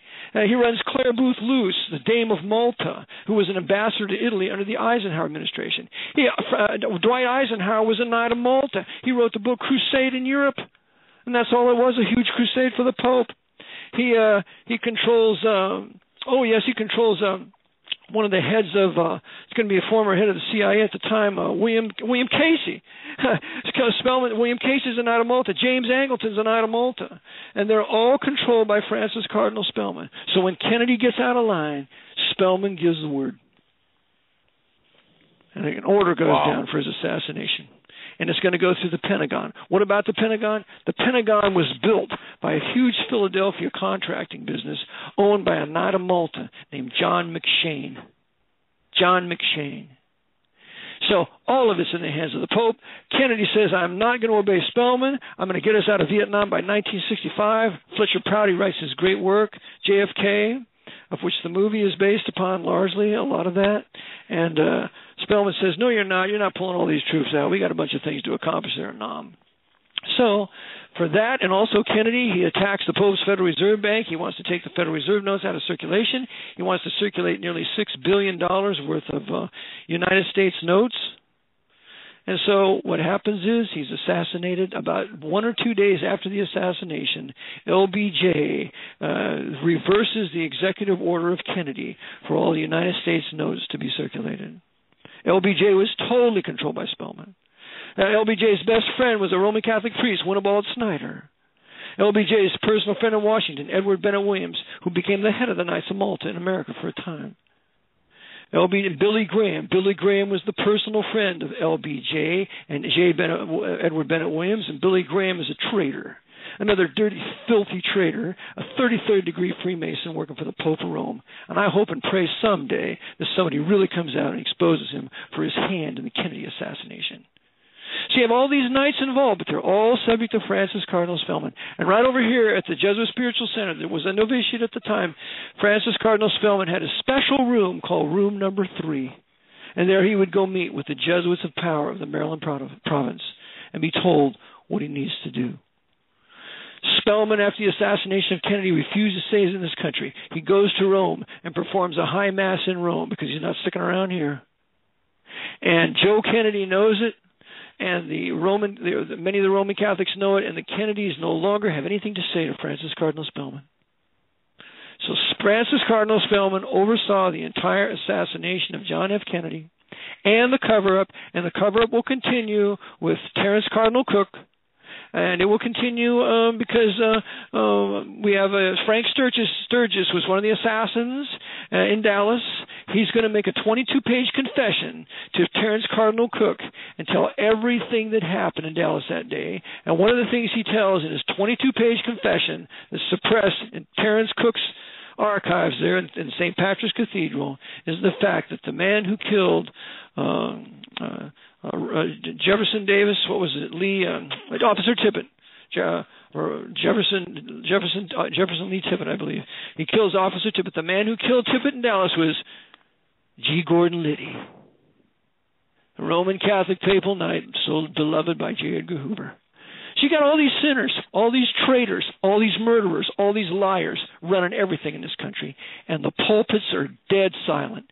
Not a peep from any one of them. John MacArthur, to you name it, none of them. In fact, Kenneth Copeland now is bringing his church back to the Pope of Rome, just like that James Robinson. Those traitors, those evangelical traitors. And what that means is a military dictatorship of martial law under a dictator that will have no restraints and limitations, as was Hitler in Germany, so shall we have here. This is our future, is what you're telling me. That's correct. If there is no great awakening, if God does not send a great awakening like he did send 3 times before in this country, then we will go down into the dust, the same dust that Germany went down in the Second 30 Years' War from 1914 to 1945. They will crush the Reformation out of this country, and they will kill every Jew in North America. They're all slated for death. The Department of Homeland Security is going to invade Canada. Canada will be merged with the U.S., and the roundups will take place just as the Jesuits used their SS under the Anschluss of 1938 to take in Austria into Germany, and then that will be a foundation for the roundups, the beginning of the roundups in Germany and Austria. And they're going to do that here, unless there's a great awakening and men start talking about it and doing something about it. Amen to that. Folks, I just want to say this. What you're hearing is really a very precise and a concise summary of what's in Mr. Phelps' book, Vatican Assassins. I'm going to tell you something. If you grab that book, download the book, it's 5 volumes, it'll give you the details. We're touching on the highlights. We could go, in not 3 hours, we can go probably for 3 weeks like this, because it is so detailed. The research is so precise. The reason I'm just telling you this is because it's worth, the information is worth having. And one thing I was very impressed with, and then I'm going to, Joe, turn it to you. But one thing I was very impressed with is the level of detailed citations and the appendices, but the appendices, but that's not the word I'm looking for. That's incorporated in this work. It's a marvelous piece of research, and I'm not here to sell the book, except I do recommend it. I'm explaining to you that this subject is so vast, and Mr. Phelps, I'm so, as you're talking, I could tell this is not something you're checking your notes on. This is something you've lived, and it's coming second nature to you. I'm just amazed by it. And I want to thank you for taking your time out. But before we go on, before I turn over to Joe, you mentioned something here. I've got to ask this question. Why? When you mentioned about G. Gordon Liddy reportedly murdering Officer Tippit, what was the motive behind that? Evidently, Tippit was involved in some shady things, drug deals and whatever. He was not a very clean guy. But I'm not sure of all the details. But I discovered this through Jim Rothstein, who was a former New York Police Department detective. And he said it on a program that I was on with him, that he knew that Terrence Cardinal Cook had this 22-page confession of Frank Sturgis. Frank Sturgis also used to dress up like a Jesuit, too, that crazy assassin. And Sturgeon, in his confession, according to Jim Rothstein, said that Gordon Liddy did the shooting of Tippit. This is for why I'm sure there was other reasons. They would probably just eliminate evidence. Maybe Tippit knew something. Because remember, there's over 100 assassinations of witnesses. Remember Jim Keith's work, The Dead Witnesses?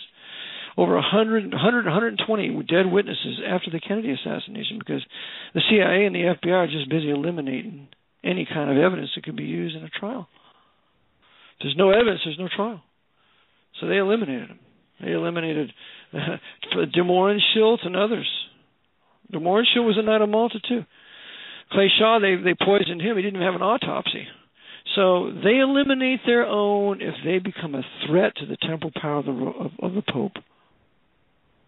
Wow. And we've folks, we've had others on talking about, well, the death of this very strange death of Mary Sherman, Dr. Mary Sherman, down in Louisiana, I believe it was. Yep. New Orleans. Yes. Yeah. And this is very convoluted, to say the least. But okay, so we've gone through the Kennedy assassination. Of course, Watergate, we know, is tightly connected with the Kennedy assassination. Nixon. Oh, yes. Well, and by the way, you mentioned Mary Sherman. I just want to mention something about her. The book your listeners need to get if they don't have it. It's called Dr. Mary's Monkey by Haslam. And a tremendous, fabulous work that he put together. God bless him for it. He has a picture of David Ferry in a cassock in a Jesuit novitiate. That is something. We've had that book. Yep. And we've interviewed him on this program. Well, he's a great guy. He did a wonderful service. Thank God for him, because he proves the connection of the Jesuits to David Ferry. David Ferry, CIA, and also Mafia. Total Jesuit connection. But he started to talk, so they got rid of him. Yeah. Very interesting. We have a number of questions from listeners, and I guess I'll start with this one. This is kind of recent. The one listener, Annie, asked, could you please ask your guests about the court finding the Queen and the Pope guilty of child trafficking? Well, Kevin and Nat, I'm a little concerned about his veracity. However, on the face of what he's doing, he's absolutely correct. The Queen Elizabeth is a Dame of Malta. She's a Bilderberger. I have no doubt that she's involved in human sacrifices. All these high nobles are involved in it. I know a noble who told me, Eric, I've eaten human meat. Many of us nobles are cannibals. We eat it. So it's called long pork, I have no doubt. Pardon? It's referred to. It's my understanding, based on my research, which, by the way, is I don't want to go there. It's called long pork in some circles. Yeah. I understand human flesh tastes like pork. Yeah. But in any event, no. The Queen and the Pope work together. She is subject to him. She does what he tells her to do. That's why all these heads of state always dress in black, and the Pope always dresses in white. Is that what her question was? Did I answer that? Was that sufficient? Okay. Yeah, absolutely. And another question is the relevance of this latest Pope Benedict resigning for Pope France to take the reign, having for the first time in 600 years 2 sitting popes. Yeah. Well, I tend to think that the Pope has resigned, although he probably is influential, because remember they called him God's Rottweiler under John Paul II, because he was the head of the Congregation for the Faith, which is the Holy Office of the Inquisition, renamed in 1917, take away the name of the Inquisition.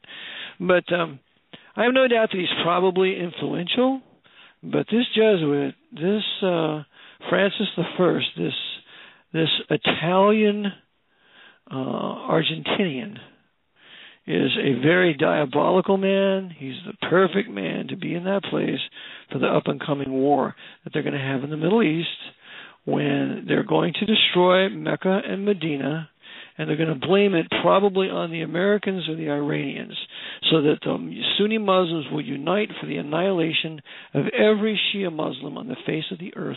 And then they can unite Sunni Islam for its attack into America. So that's what their major game is, to destroy Shia Islam, destroy Mecca and Medina, and also the Jerusalem mosques in preparation for the building of the Third Hebrew Temple for the Pope, because he wants it for himself. They're going to burn everything down, baby. Everything is what you're saying. I'm saying that it's going to be, there will be surgical things because Israel cannot be destroyed. And Jerusalem will still be a city that's populated by Jews.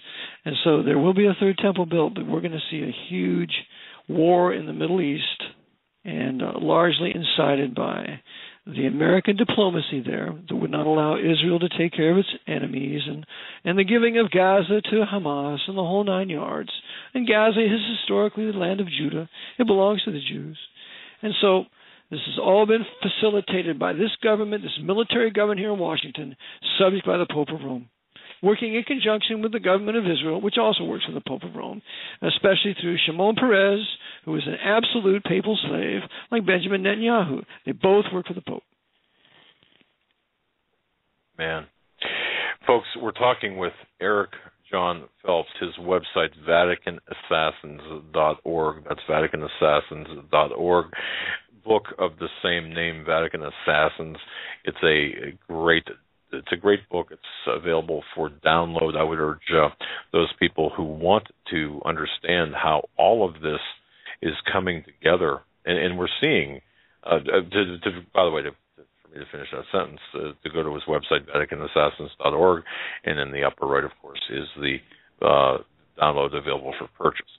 Now, having said that, it's interesting you point out about the Sunni-Shia type of antagonism here taking place, because the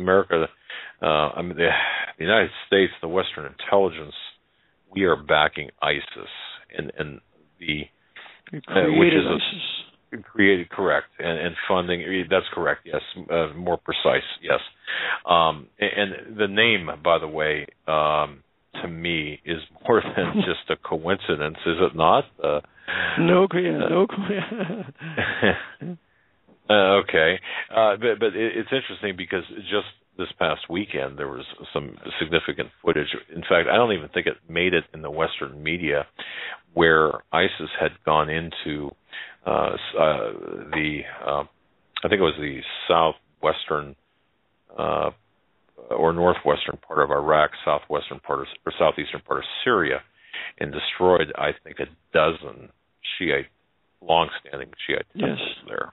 That's right. Oh. That's right. And what I maintain, one of their plans is this, because remember that during the war in Iraq, they were destroying Shiite temples too. Americans under the military command of Roman Catholics, subject to the Pope, were busy also destroying Shia mosques.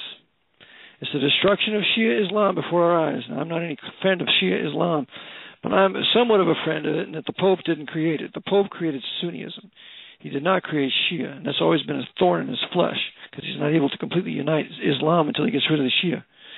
And remember, there is no Sunni mosque in Iran. There is no Sunni mosque in Tehran. Only Shia. The Shia are not allowed to go to Mecca or Medina. They're not allowed to make a pilgrimage there. So the hatred between the two groups, all they need is a little incitation. And I maintain this is what I think they're going to do. The ancient city of Sumer. Sumer is the oldest city known to man in legitimate archaeological excavation. Sumer has a very sacred Shia mosque in it. And if ISIS goes there, run by the CIA and the Pope, and they go there and they destroy that Shia mosque in Sumer, Iran is going to go ballistic. And Iran may very well counter with the destruction of the mosques in Mecca and Medina, because they are not afraid of anything when it comes to war. And they'll gladly go in there as suicide bombers and blow the place up. But I maintain there's already a bomb in Mecca and there's already a bomb in Medina, and it's been put there by the high Sunni leaders, because the high Sunni leaders are Masons subject to the Jesuits.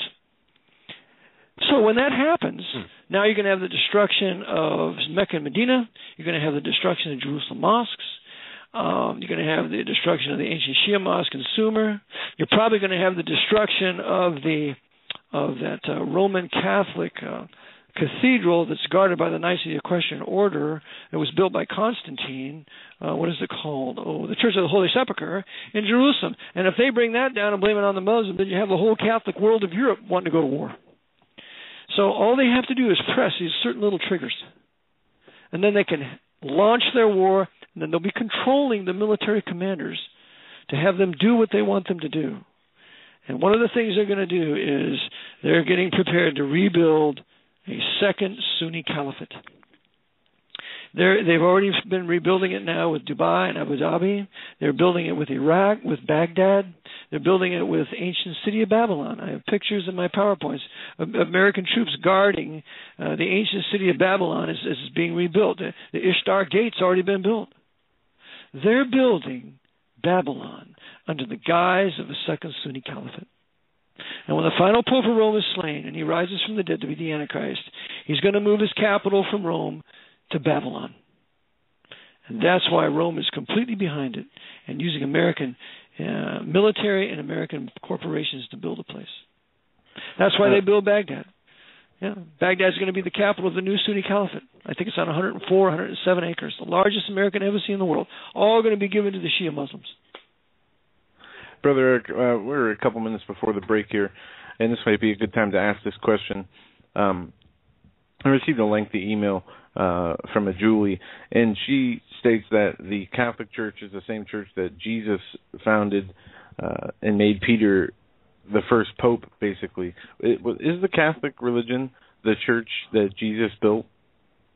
No, Roman Catholicism is not Christian. It's never been Christian. It's not Christian today, and it never will be.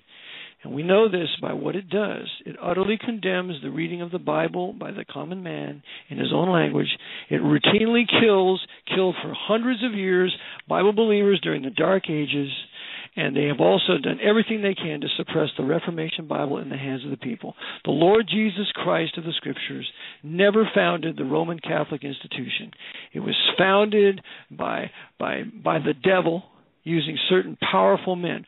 As I said, I'm not being hateful to the emailer because I know she's Roman Catholic, but she needs to wake up to the fact that Roman Catholicism is not Christian. Their doctrines are salvation by works, and the Bible is very clear. For salvation is by grace through faith, and not of yourselves. It's a gift of God, not of works, lest any man should boast. It's either works or grace. Catholicism, it's all works. Well, thank you very much for that clarification. Very well said. And with that, we're going to go to our top of the hour break, Mr. Phelps. Thank you for another jam-packed information hour. We have 1 hour left with you, and we'll be right back after these short messages to get to that. We're going to go to a break now. Hour of this Wednesday, July 9th broadcast of the Hagmann Hagmann Report with our very special guest, Mr. Eric John Phelps, author of Vatican Assassins.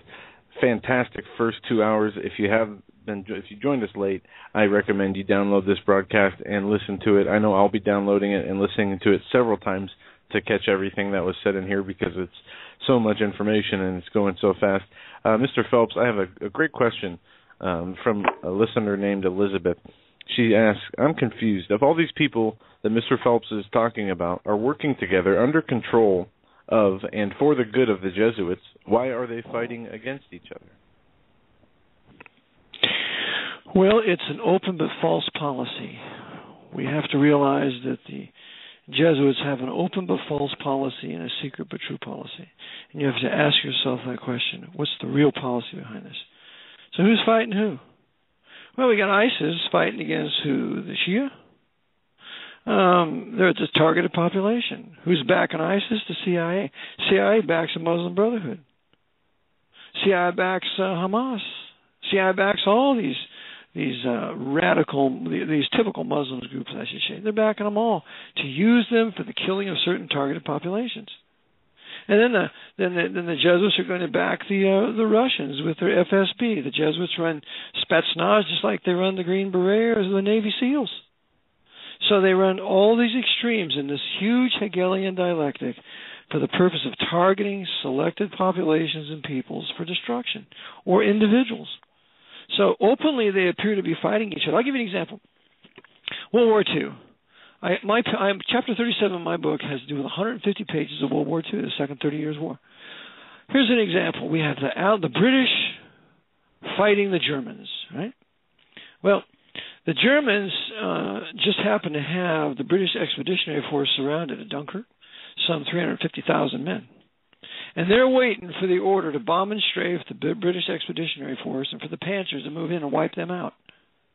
You know what Hitler does with his high command? He orders his Panzers to stop. And the German high command can't believe it.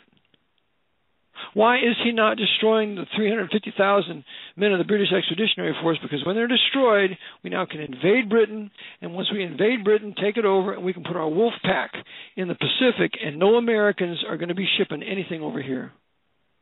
That's how critical Dunkirk was. You know what happens? The British are allowed to escape back to England because they need time. They need the purpose of the war is for the destruction of historic white Protestant Prussia. They're going to destroy Prussia by 1946.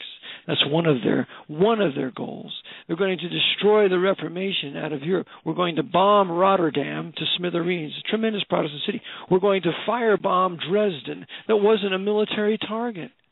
And we're going to use the American forces and bomber Harris with the British. All these factions work together. So Dunkirk is a classic example that you can know Hitler was told by his handler not to take Dunkirk.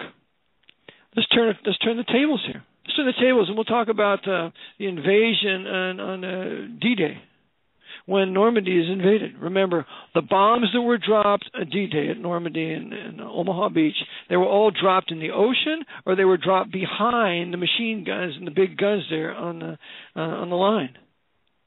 So that when the first Americans get to go in there, they're primarily Protestants from Virginia and Maryland and Pennsylvania. And they're going to be slaughtered like dogs. And they're sorted out because it's all on their dog tags, Protestant, Catholic, Jew. And so they're going to put up this primarily Protestant division for this invasion. They're to be the first invasionary force. Now, when they finally take the shore there at Normandy, and they start to move inland, the German army is surrounded. They got 250,000 Germans surrounded. And Patton is just waiting to close what's called the Falaise Pocket. F-A-L-I-S-E, I believe. It's the Falaise Pocket. Patton goes to Eisenhower, begs to close the Falaise Pocket, because if they close the Falaise Pocket, the Germans must surrender or they will be annihilated. Eisenhower doesn't allow Patton to close the pocket. What? They only take 50,000 prisoners. What? 200,000 Germans escape so they can fight the Battle of the Bulge, one of the bloodiest American battles of the war. This was done deliberately because, you see, there were more Jews to kill in the East. And we can't have the Germans defeated right now because we've got to bring another 800,000 or a million Jews to Auschwitz. We've got to get all those Hungarian Jews to Auschwitz. Right? So this is how, when you have two factions, the Battle of Harkin Forest, that was a totally unnecessary battle, a great slaughter of American men. There was no need to have that battle. These are the kind of things that happen in World War II, where you have obvious workings where the generals are not acting like generals. They're not obeying very basic military protocol to win a battle because they're being told what to do. And this is how you have to look at it.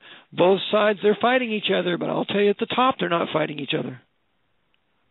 They're only fighting each other on the low level. Same way in the intelligence communities. You got the low level Soviet, and it's still the Soviet Union. It's not the Russian Federation. You got the low level Soviet guys killing guys at low level FBI. But at the top, they're all working together. And it makes for a wonderful illusion to keep people constantly guessing what's going on. Fantastic explanation. And having lost, well, an uncle at the Battle of the Bulge, it seems, wow. You know, you look at this, you just look at all of this, and I know that we've got the 3/4 of an hour left, and you've been so generous with your time. If we can bring it forward to through 9/11 and you know, present day. If you can try to help us make sense of 9/11 and current events and, you know, more recent history and where we are today, we'd really appreciate that, because we're looking at this and we're desperately trying to sort things out as we look at this New World Order agenda being implemented. Mm-hmm. Okay, well, let's always keep in mind their goals. Their goals are to destroy the Protestant Reformation out of North America. Remember, the Jesuits were not involved in founding this country, And regardless of what Chris Pennell has to say, and I like Chris, he's a personal friend, but he's wrong. It's the same way with F. Tupper Saucy. He was a liar. And I call him a Jesuit coadjutor. And this whole nonsense that America was founded by the Jesuits is just bogus. Lorenzo Ricci was not involved at all in the signing of the Declaration of Independence. The first signer was a Protestant named John Witherspoon. And a book that your listeners need to get is titled The Chaplains and Clergy of the Revolution by J.T. Headley. It is a classic you need for your library. It shows you these things. But anyway, what happens now is the Jesuits want to destroy the Protestant Reformation out of this country, which includes the American Constitution, because it's a white Protestant Calvinistic document. It's a Presbyterian document, and the Bill of Rights is a Baptist document. They call it the First Amendment the Baptist First Amendment, written by Calvinist and Baptist James Madison at the behest of another Baptist Calvinist who was one of Virginia's most influential preachers. His name was John Leland. And so they want to get rid of that, because the First Amendment is an impediment to the Pope's temporal power. So this is their end game here, the destruction of historic Protestant government, the destruction of a historic white Anglo-Saxon Protestant people, as well as the blacks, because the majority of blacks are Protestants and Baptists, so they're condemned heretics too. That's why they want to foment a race war between the whites and the blacks, so they'll kill each other. And after there's enough bloodletting and killing each other, then the Department of Homeland Security can move in and mop up operations, send the rest off to concentration camps, especially that 1 million acre concentration camp in southeastern Alaska. So that's what they want to do. They want to destroy the Reformation here. It's going to cost probably 150 million people, around that amount that they're planning on, and to ultimately end up with a Sino-Soviet Muslim invasion, as I show in my book. So that's their end game here. What's the end game in the Middle East? The end game in the Middle East is to further secure the Latin kingdom of Jerusalem. That's what the Pope calls Israel.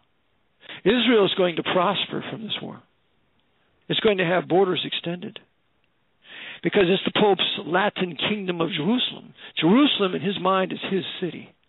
And Jerusalem, and the Temple Mount was deeded to the Pope in September of 1993. The Pope owns the Temple Mount.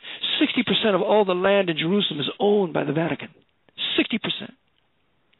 So his revived Latin kingdom of Jerusalem is going to continue to prosper, because he waited 600 years for it to be taken out of Muslim hands, which happened in 1917 with Allenby when he took the city. So now that's what they want. So they're going to extend and ultimately prosper the revived Latin kingdom of Jerusalem, which is Israel, which I believe the Jews have a right to their land. Don't misunderstand me. It's their land, and they have a right to it, but they also have a right to a government that's going to benefit for going to govern for their benefit, not for the benefit of the Pope. That's why I'm against the government of Israel, but I'm completely for the Hebrew Jewish Israelites living in their own land. And by the way, they're not Khazars either. That's an Jesuit Austrian heresy of early 1900s, and you'll look in vain to find that theory prior to 1900 in any dictionary, in any. Thanks for clearing that up. That's a very, very important distinction. That'll come up in emails, I'm sure. Yeah. Thank you for pointing that out. Okay. I wrote an extensive article on that about 5 years ago, and you can find it on my website, in my archives. But anyway, that's what's happening, and so they're going to extend the borders and into Israel, and they're also going to build a second Sunni caliphate. They're also uniting Europe under the final pope for the Pope. So that means Britain has to lose the pound. It has to be driven to the euro.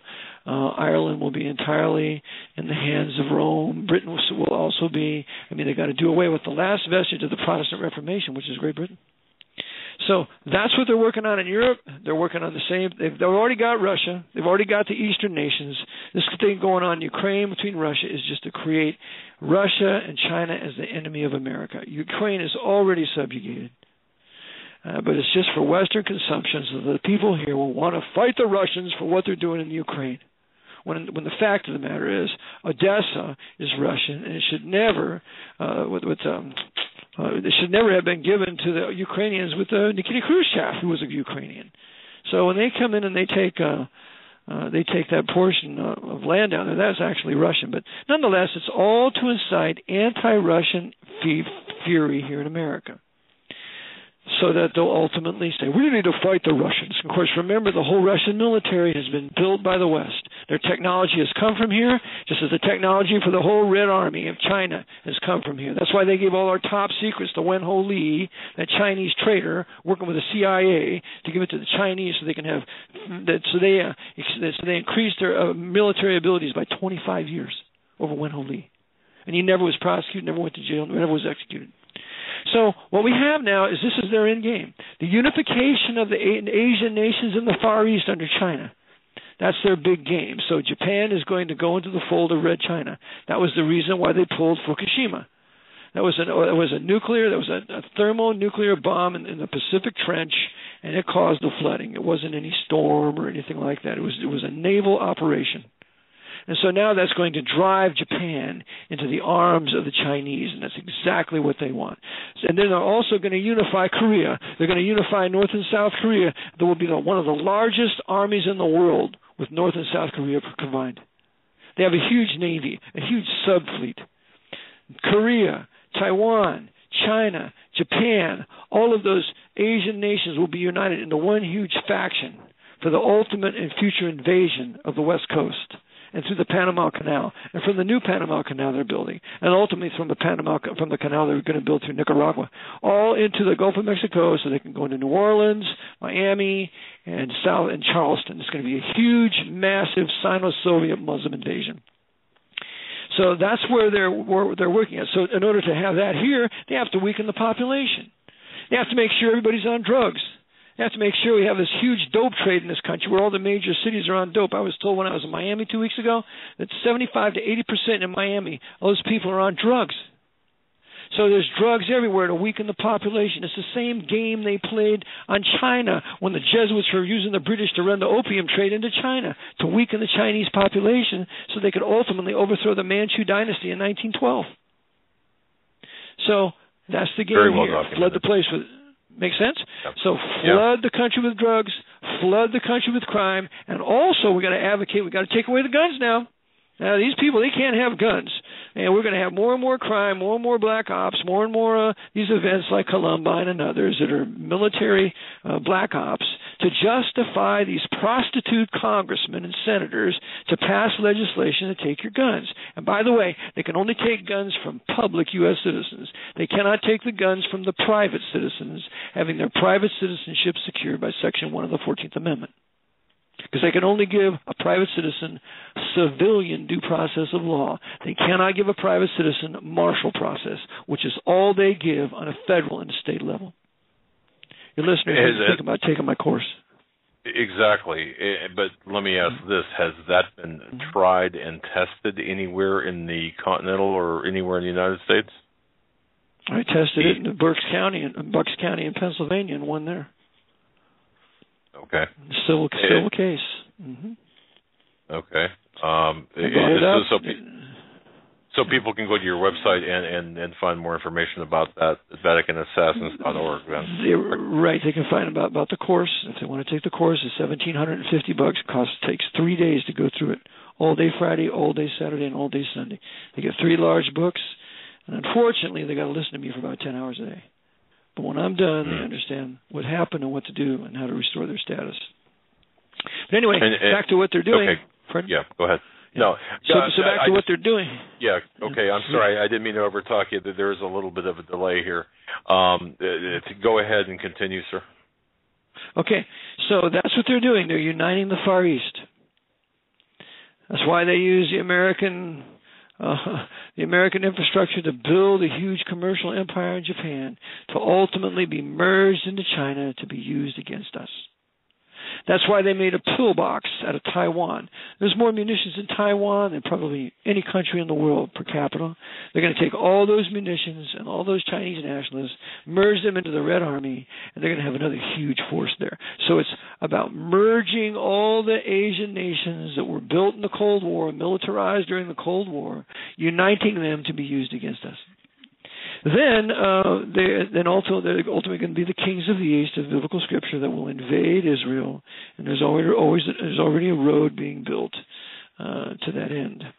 Then you have the building of the second Sunni Caliphate. That's why they made all these Muslims, these Sunni Muslims, the Wahhabis. They made them rich. They made them rich in Sunni Kuwait and Sunni United Arab Emirates and Sunni Saudi Arabia, all Wahhabis for the most part. So they made them rich so that they can build their second Sunni Caliphate. So they've suppressed inventions here like electromagnetic motors and other wonderful inventions that would take away all the money flowing to those nations that the Jesuits are building. And in Europe, they're building Europe. It's going to be what do they call it? Chechen.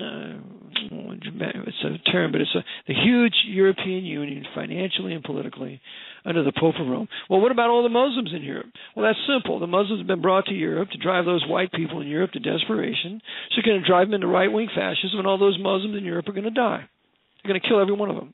Just like they're going to kill every Muslim in this country. They've been driving the people to desperation here with what they do and their Sharia and what they want to do in the public. Just driving the average white, frustrated white man into the desperation of right-wing fascism. And all the Muslims in this country are going to die. All the alien Roman Catholic Mexican invaders that have come into this country, they're all going to die. They're all going to concentration camps. When this white power structure in this country is finally brought to power, it's going to be a huge bloodbath. And every Jew, as I mentioned, they're also going to be all rounded up because obviously it's the Jews that did this. And they're going to be rounded up, and they're going to camps too. So that's what they have planned for here. That's what they have planned for Canada. That's what they have planned for the Far East, the unification there. Russia, they've already got that built. They just use it when they want to. They're uniting Africa under a dictatorship in the South. They're going to destroy all the historic white Anglo-Saxon Protestants out of South Africa and out of Rhodesia. They've already done it in Rhodesia, a.k.a. Zimbabwe. Robert Mugabe, the Jesuit-controlled dictator, has killed out and driven out every white man out of Zimbabwe. And the only white men that haven't left that I know of have lions guarding their estates. Lions. So I was talking with a guy with Safari International about 2 years ago. He said, Eric, what happened to Zimbabwe will happen to South Africa within 5 to 10 years. It's over for South Africa and all those white people down there. They're all going to be killed or driven out. And they're not being allowed to go to Europe either. They're being surrounded. They're being closed in there for their death. With the African National Congress controlled by that Jesuit, what's the name, Zuma, they're going to kill them all. So we're watching white genocide take place in Africa. Furthermore, we're watching black Christian genocide because Idi Amin killed 250,000 black Anglican Christians, and he was Wahhabi, Muslim. He leaves, he's driven out of Uganda. Where does he go? He goes to Saudi Arabia and stays there until the day he dies. He fathers 63 children. So all of this is happening for the destruction of biblical Protestant Christianity out of Africa and the white race out of Africa. It will be all Muslim, and it will be the destruction of the great nation of South Africa, the greatest nation in all of Africa, and the greatest city in all of South Africa, Johannesburg, which is now the rape capital of the world. So that's what's happening in the world. I just happened to see a documentary about that, about the this enormous uptick in rapes, and we're not talking just rape, but I mean I'm talking some serious issues in South Africa, the unspeakable horrors taking place. Oh yeah, I'll tell you about one of them. What these black savages do, these black communist savages working for the Jesuits and the ANC, they'll go to these white women, break in their houses, they'll strip them, they'll put oil on them, they'll break out the iron, and they'll iron every square foot of their skin and burn them. And then after they're done burning them, they take turns gang raping them. And after they finish gang raping them, then they kill them. It happens all throughout South Africa. But we can't know about that because, you see, reporting something like that, why, that would be racist and prejudice, you see. Reporting the truth. Wow. Yeah, and I can attest to what you just said. This is a foreign documentary. As a matter of fact, I think it was, I'm not sure who produced it, but exactly what you described in very vivid detail. It was absolutely horrific, and I had to double check to make sure I wasn't watching some sort of propaganda piece, but it's not. So what we're seeing when you reference black on white, white on black, regardless, we're seeing an orchestrated race war, regardless of. That's right. No. It's an orchestrated race war against the white Protestants. And even John Coleman mentions this in his Committee of 300. The war on the historic white Protestant peoples. That's exactly what's going on against the white peoples in England.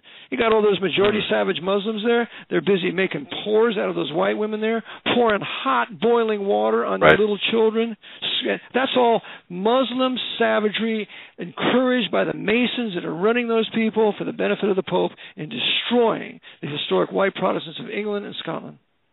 Right, and Dr. Coleman does document that. Now, he's up in years right now, but he does document that very, very well in Committee of 300. Folks, that's another book that's just tremendous.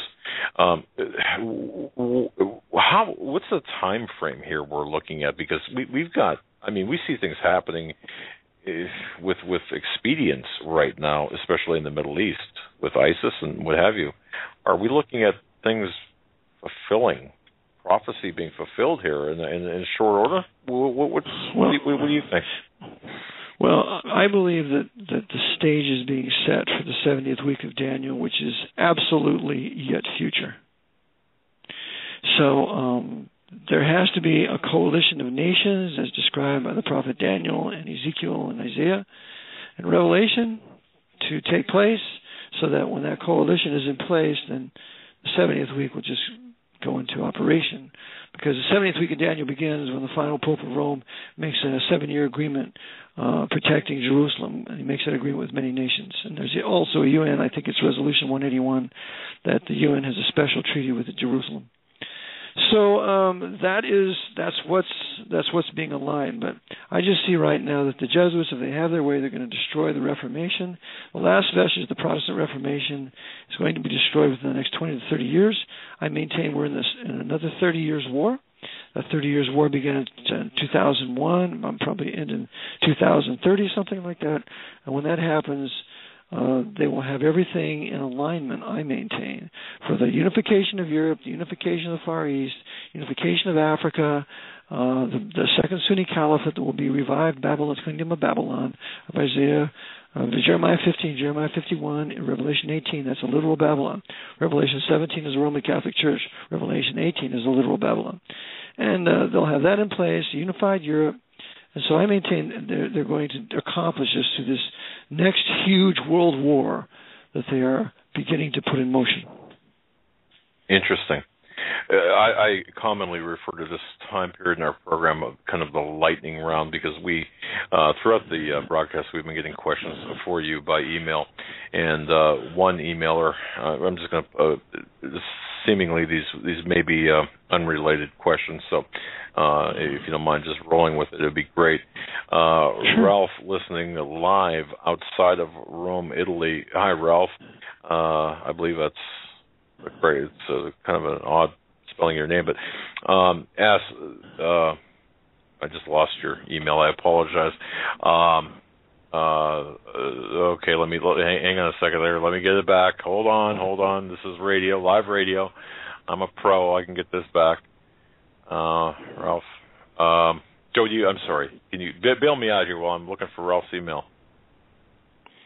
Sorry, Eric. Sorry, Eric. We're not professional here, but go ahead if you. No, you're doing fine.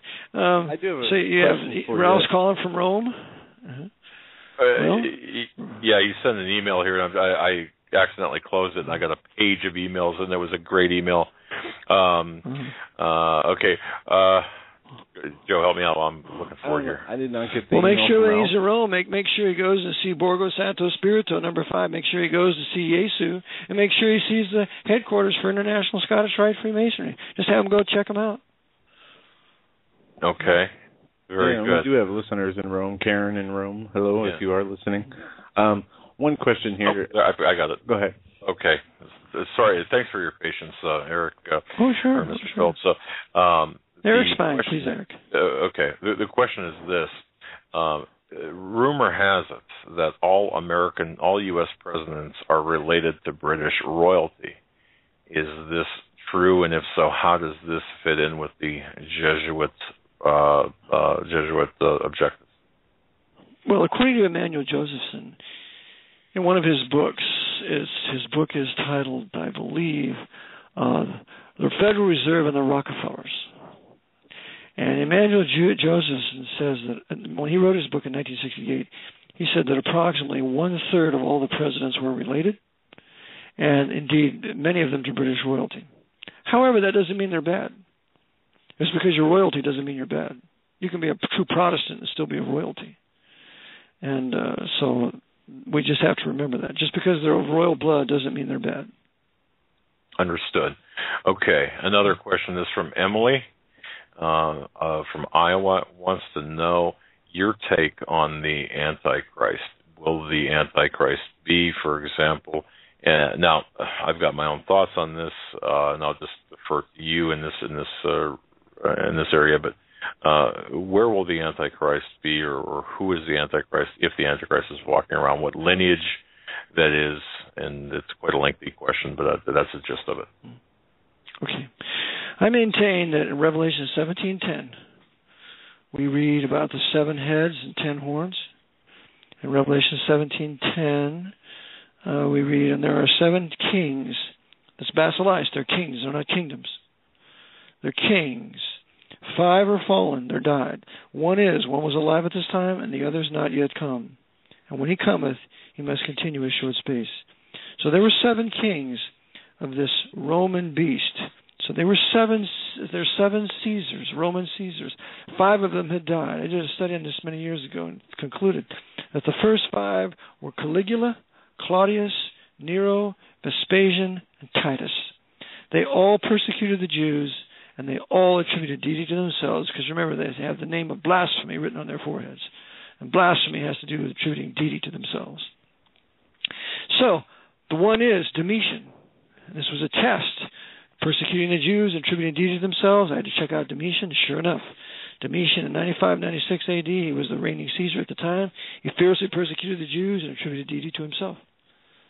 So there were the 6 Roman Caesars did all these things. Well, there's one yet to come. Well, there are no Caesars unless the Pope is a Caesar. And that's what he is. Every Roman Pope is a Caesar. And I quoted in my book, when the Pope says, I am Emperor, I am Caesar. So every Pope's a Caesar. I call them the Papal Roman Caesars. And there's coming a final Pope of Rome, a final Papal Caesar, that will rise for a while, and then he's going to die. It says right here in verse, when he cometh, he continueth a short space. He's going to die. And then in verse 11, and the beast that was and is not. That means he was living, he died, even he is the 8th, and is of the 7th. So I maintain the 7th king is the beast. The 7th king is going to die. He's going to come back to life. He's going to be the 8th king, yet he's one of the 7. And this can only be, in my estimation, the final Pope of Rome, because he's a Caesar. Like the previous 6 kings were all Caesars. And if you look in Daniel chapter 9, in Daniel 9, it talks about that the princes shall come. He will destroy the city and the sanctuary. But look at this, in verse 27, and he, this princes shall come, in verse 26, in verse 27, and he shall confirm a covenant with many for 1 week. This is the 7th Caesar of Revelation 17:10, the 7th Roman Caesar. He confirms a 7-year covenant treaty with many nations for 1 week. I mean, it has to be nations. And in the midst of the week, he shall cause the sacrifice and oblation to cease. He's slain, and he comes back to life. Beast that was and is not and yet is, in Revelation 13, he's slain. He comes back to life, and he causes the sacrifice and oblation to cease. What's that? To have a sacrifice and oblation, you have to have a 3rd Hebrew temple. And then what does he do? He causes the overspreading of abominations. He shall make it desolate. He's going to make the temple desolate. That's why he's called the desolator. And even until the consummation, the end, and that determined shall be poured out upon the desolate, upon the desolator, the Antichrist. So the final Pope of Rome, whoever he is the final Roman Papal Caesar. He sets up a 7-year agreement for the protection of Jerusalem, because the prophecy of the 70 weeks concerns thy people and thy holy city, the Jews, Hebrew Jewish Israelites, and Jerusalem. And so there will be a covenant for 7 years for the protection of Jerusalem. And in the middle of that covenant, he breaks it, and he causes a sacrifice and oblation to cease. And then 2 Thessalonians chapter 2, he goes down in the temple, showing himself that he is God. And then, according to Revelation 13, the false prophet who's a Jew, he erects an image of the beast, and he puts it in the temple. And the beast then, I maintain, will go to Babylon, and he'll be known as the king of Babylon. And he's going to take the whole Sunni Caliphate. All of that will be his. All of Europe will be his. All of North Africa will be his. It's going to be a huge, massive empire under the final Pope of Rome, who's slain, risen from the dead, to be the Antichrist, king of Babylon. He'll probably change his name to something like Set or who knows what. But that's the end of human history with the final Superman Antichrist. And I maintain he'll be a white man. Not like the black Nimrod. He'll be a white man. He'll be Roman. And this devil will rule the world for 42 months. Now, this question is from Doug Hagmann, me, of course. Would you entertain the thought, now based on my research, I'm asking this question, I'll just toss this out there. Would you entertain the thought that the Antichrist, now I understand your argument for the Antichrist, but could it be very possible? Would you entertain the possibility that that we're looking at the possibility of the Antichrist arising from British royalty, given the lineage? Never? Nope. Okay. I believe that Antichrist and a Cup of Tea, written by, what was his name? Tim I've got something? that book right here. Right. You got that book? Yeah, the Antichrist. No, I think he's dead wrong in it. No. Okay. The Antichrist, he's got to be a Roman. He's got to be a Roman. He's got to be a Pope. He's got to be a Caesar. He's got to be a Caesar. British royalty, no doubt. British royalty, no doubt, will be involved. Pardon? Okay, isn't Caesar a title as opposed to a name? I mean, he's got to be a Caesar. You're referencing a title now, correct? Okay, well, he's got to be a Roman king of Revelation 17:10. He's got to be a Roman king, and the kings of Rome had the title of Caesar. Okay, the Pope, and the Pope always considers himself a Roman Caesar. In fact, there's a throne in the Vatican, and it's called the throne for the King of Rome. Okay, all right. And on that throne, and I just had read something about this, are there specific markings? In fact, I think I read it in your book. Were there specific markings on that throne that indicate as much?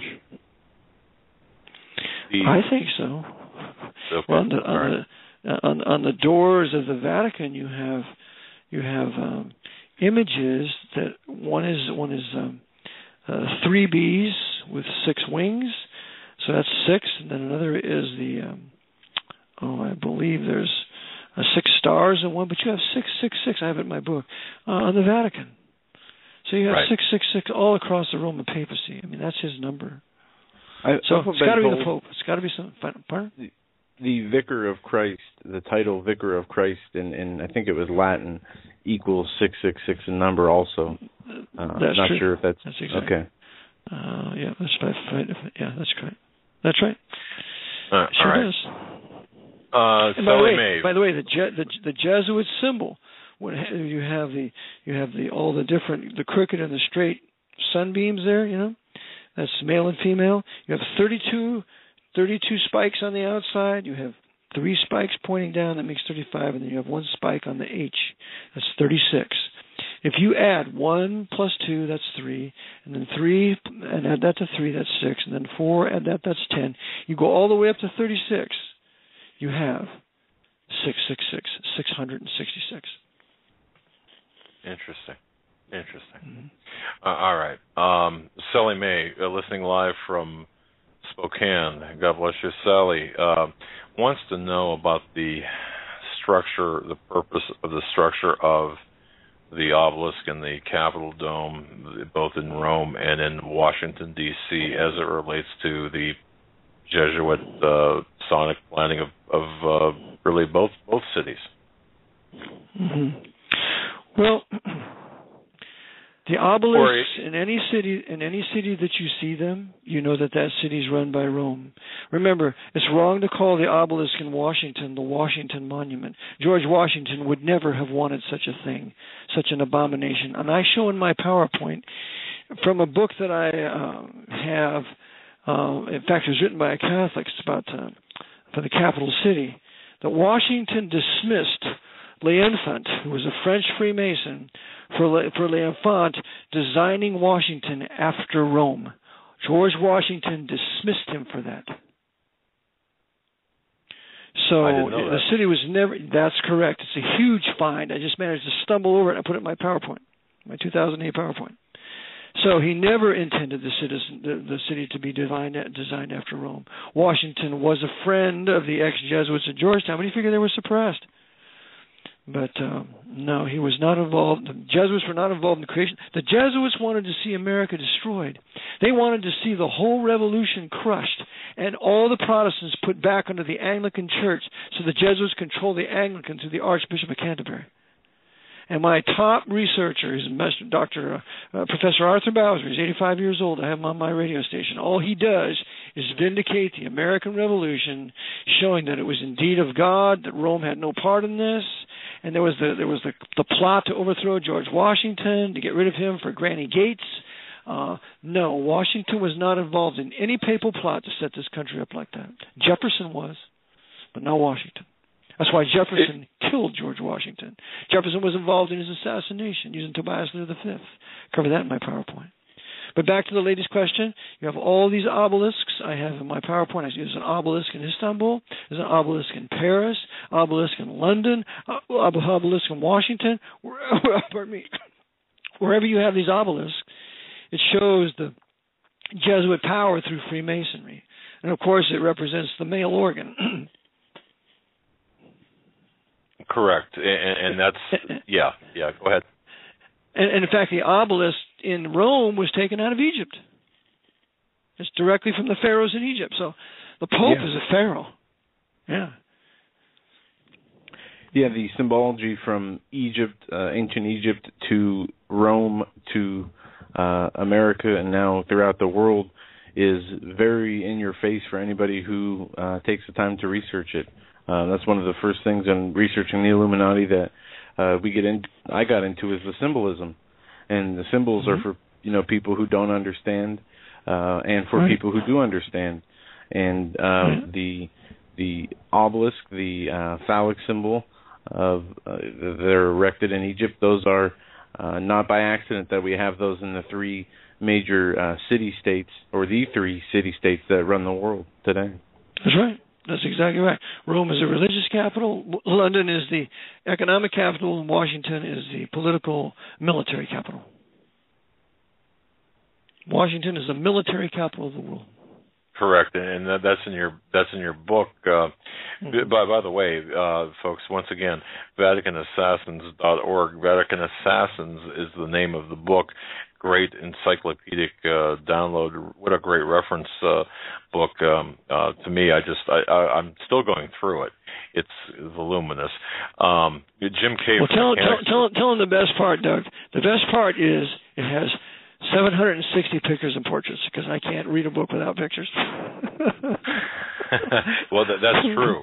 It is a very lively, what I would term a lively read. It's a lively book, and the portraits. I don't know how you assembled all of these. To be honest with you, going through this, it's 400 megabytes. It's neat. I mean, it's great. Yeah. Many long nights. Many answered prayers, and then I had a pastor friend, Nelson Turner, help me with it. He checked on lots of books. We found quotes together, so it was a huge work, especially my 2007 edition, because I almost tripled the 2001 edition. 2001 edition was a little almost 700 pages, 695. This is 1,836. So. Because somebody crashed my computer and just about wrecked my book and made me mad. So I said, well, I'm just going to, if they want to do that, I'm going to triple the size. So. Oh, wow. And folks, by the way, you do have a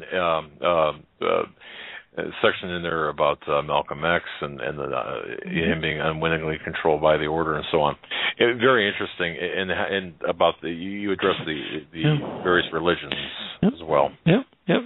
Yep, Francis Cardinal Spellman assassinated Malcolm X. Absolutely right. Audubon Ballroom. He was the high command of the FBI and the Nation of Islam that he controlled.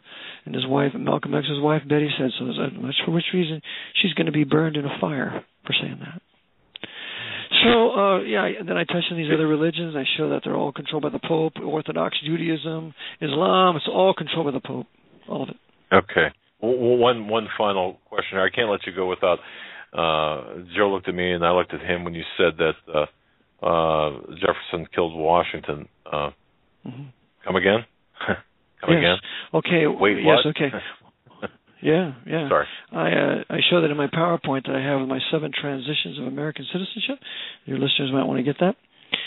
And I show that that George Washington was an enemy of Jefferson, and he did not want Jefferson to become president. And he wrote extensively on it, had many letters on it. Well, it just so happened George Washington went out one evening to attend his farm, and he had his big coat on when it was snowing, because it was snowing at the time, and he came back with somewhat of a cough. Remember, this is the George Washington that went through Valley Forge. He was tough. He was strong. We toured Valley Forge and learned of all the impossibilities he overcame. Huge. A man of prayer, on his knees, begging God to deliver his army. And then God delivered his army when he brought the French in on his side, and Lafayette.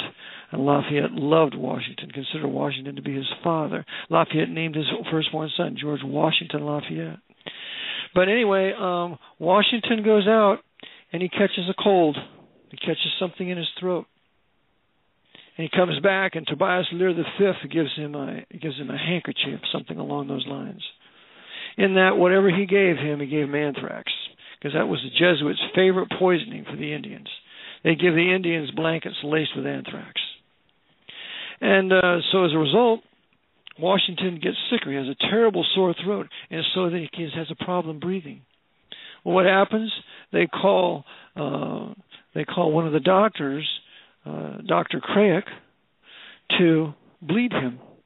Dr. Craik, who was another Mason working for a subversive Mason, because there were good Masons at the time. There were Masons that were truly patriotic, and like Putnam and others. But here's this conspiring Freemason who's Dr. Craik, and he bleeds George Washington 3 times. He takes out 61 ounces of blood out of George Washington.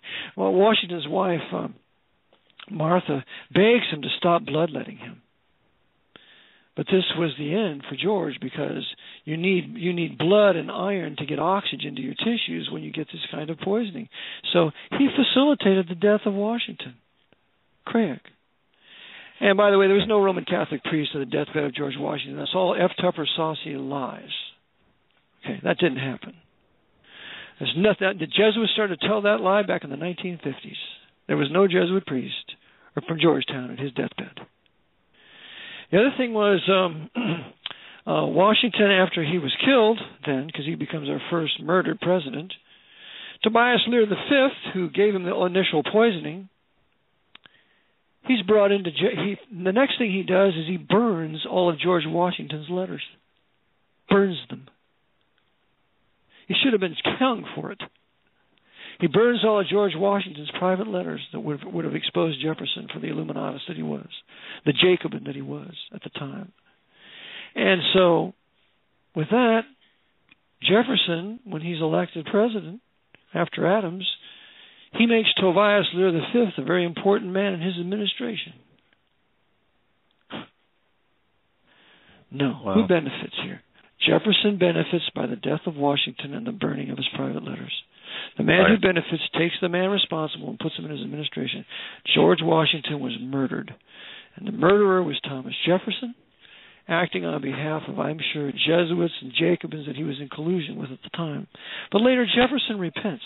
And when the Jesuits are revived, and Jefferson exchanges letters with John Adams in 1819, and they lament the reorganization of the Jesuits. Well, Jefferson will be on the side of Monroe, writing up the Monroe Doctrine.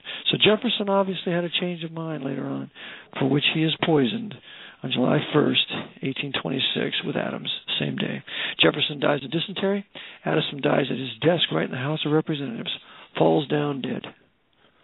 Both were poisoned. Very interesting. Wow.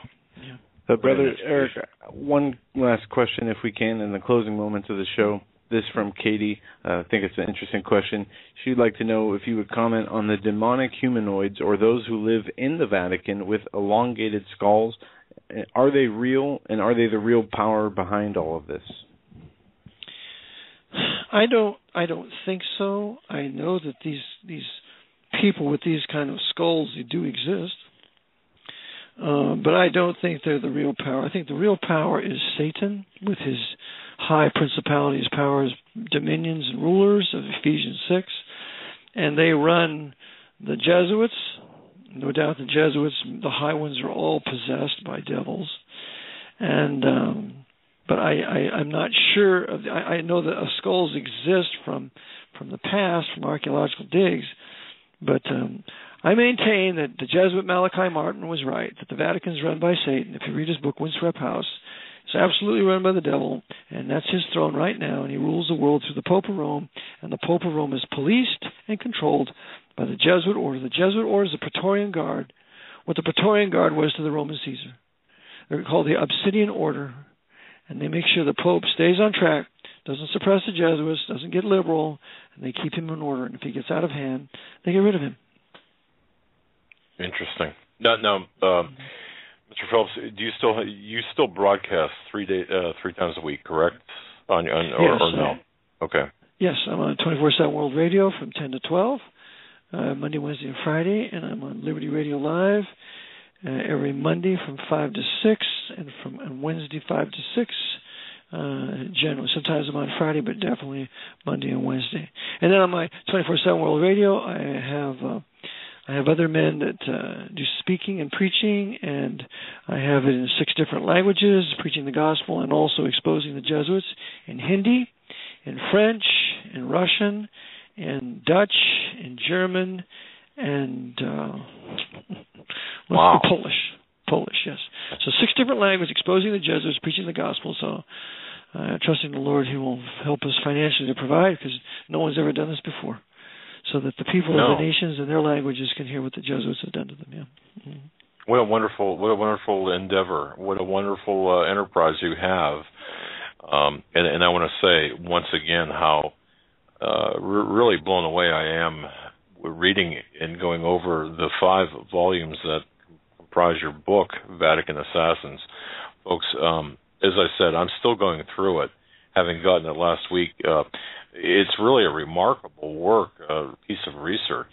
And I just want to thank you, Mr. Phelps, for not only writing it, but dedicating yourself to the truth, and also being so generous with your time, spending it with us tonight. Well, I'm so glad you invited me, because I don't get these opportunities very often. So I want to thank you for having me on, and thank you for listeners for enduring me for 3 hours. Oh, it was our pleasure, and I'm telling you, but by the responses we're getting right now, and they're coming in to coin a phrase, fast and furious. They're coming in very quickly, overwhelmingly positive, and just thanking you, wanting us to express our thanks for you for coming on. My friend, God bless you. Please stay safe out there. Obviously, you're exposing some pretty dangerous stuff. Hopefully you are taking your security precautions pretty seriously. Yes, I do my best to stay right with God, try to keep sin out of my life, try to do His will every day and seek His face every morning, and just appreciate the prayers of your listeners and yourself, that the Lord would bless, protect me, and enable me to keep doing this as long as He'd like me to. So, it's been a pleasure. It's been an honor, sir. God bless you. Thank you so much, sir. Lord bless. Right. Bye-bye. Yeah, Lord bless you too, brother. Fantastic show. That was so much information. Yeah. And as we always say, this guy put decades of work into his research. He has cited his sources and information where he's found it. Tons of footnotes in his book. Whether you believe it or not, that's something you need to take to the Lord in prayer. Sure. Do the research for yourself. As with every guest, Joe, it's one thing too. I just want to say this, and when we do research, oftentimes Joe and I will do research on a similar topic or the same topic and come to different conclusions.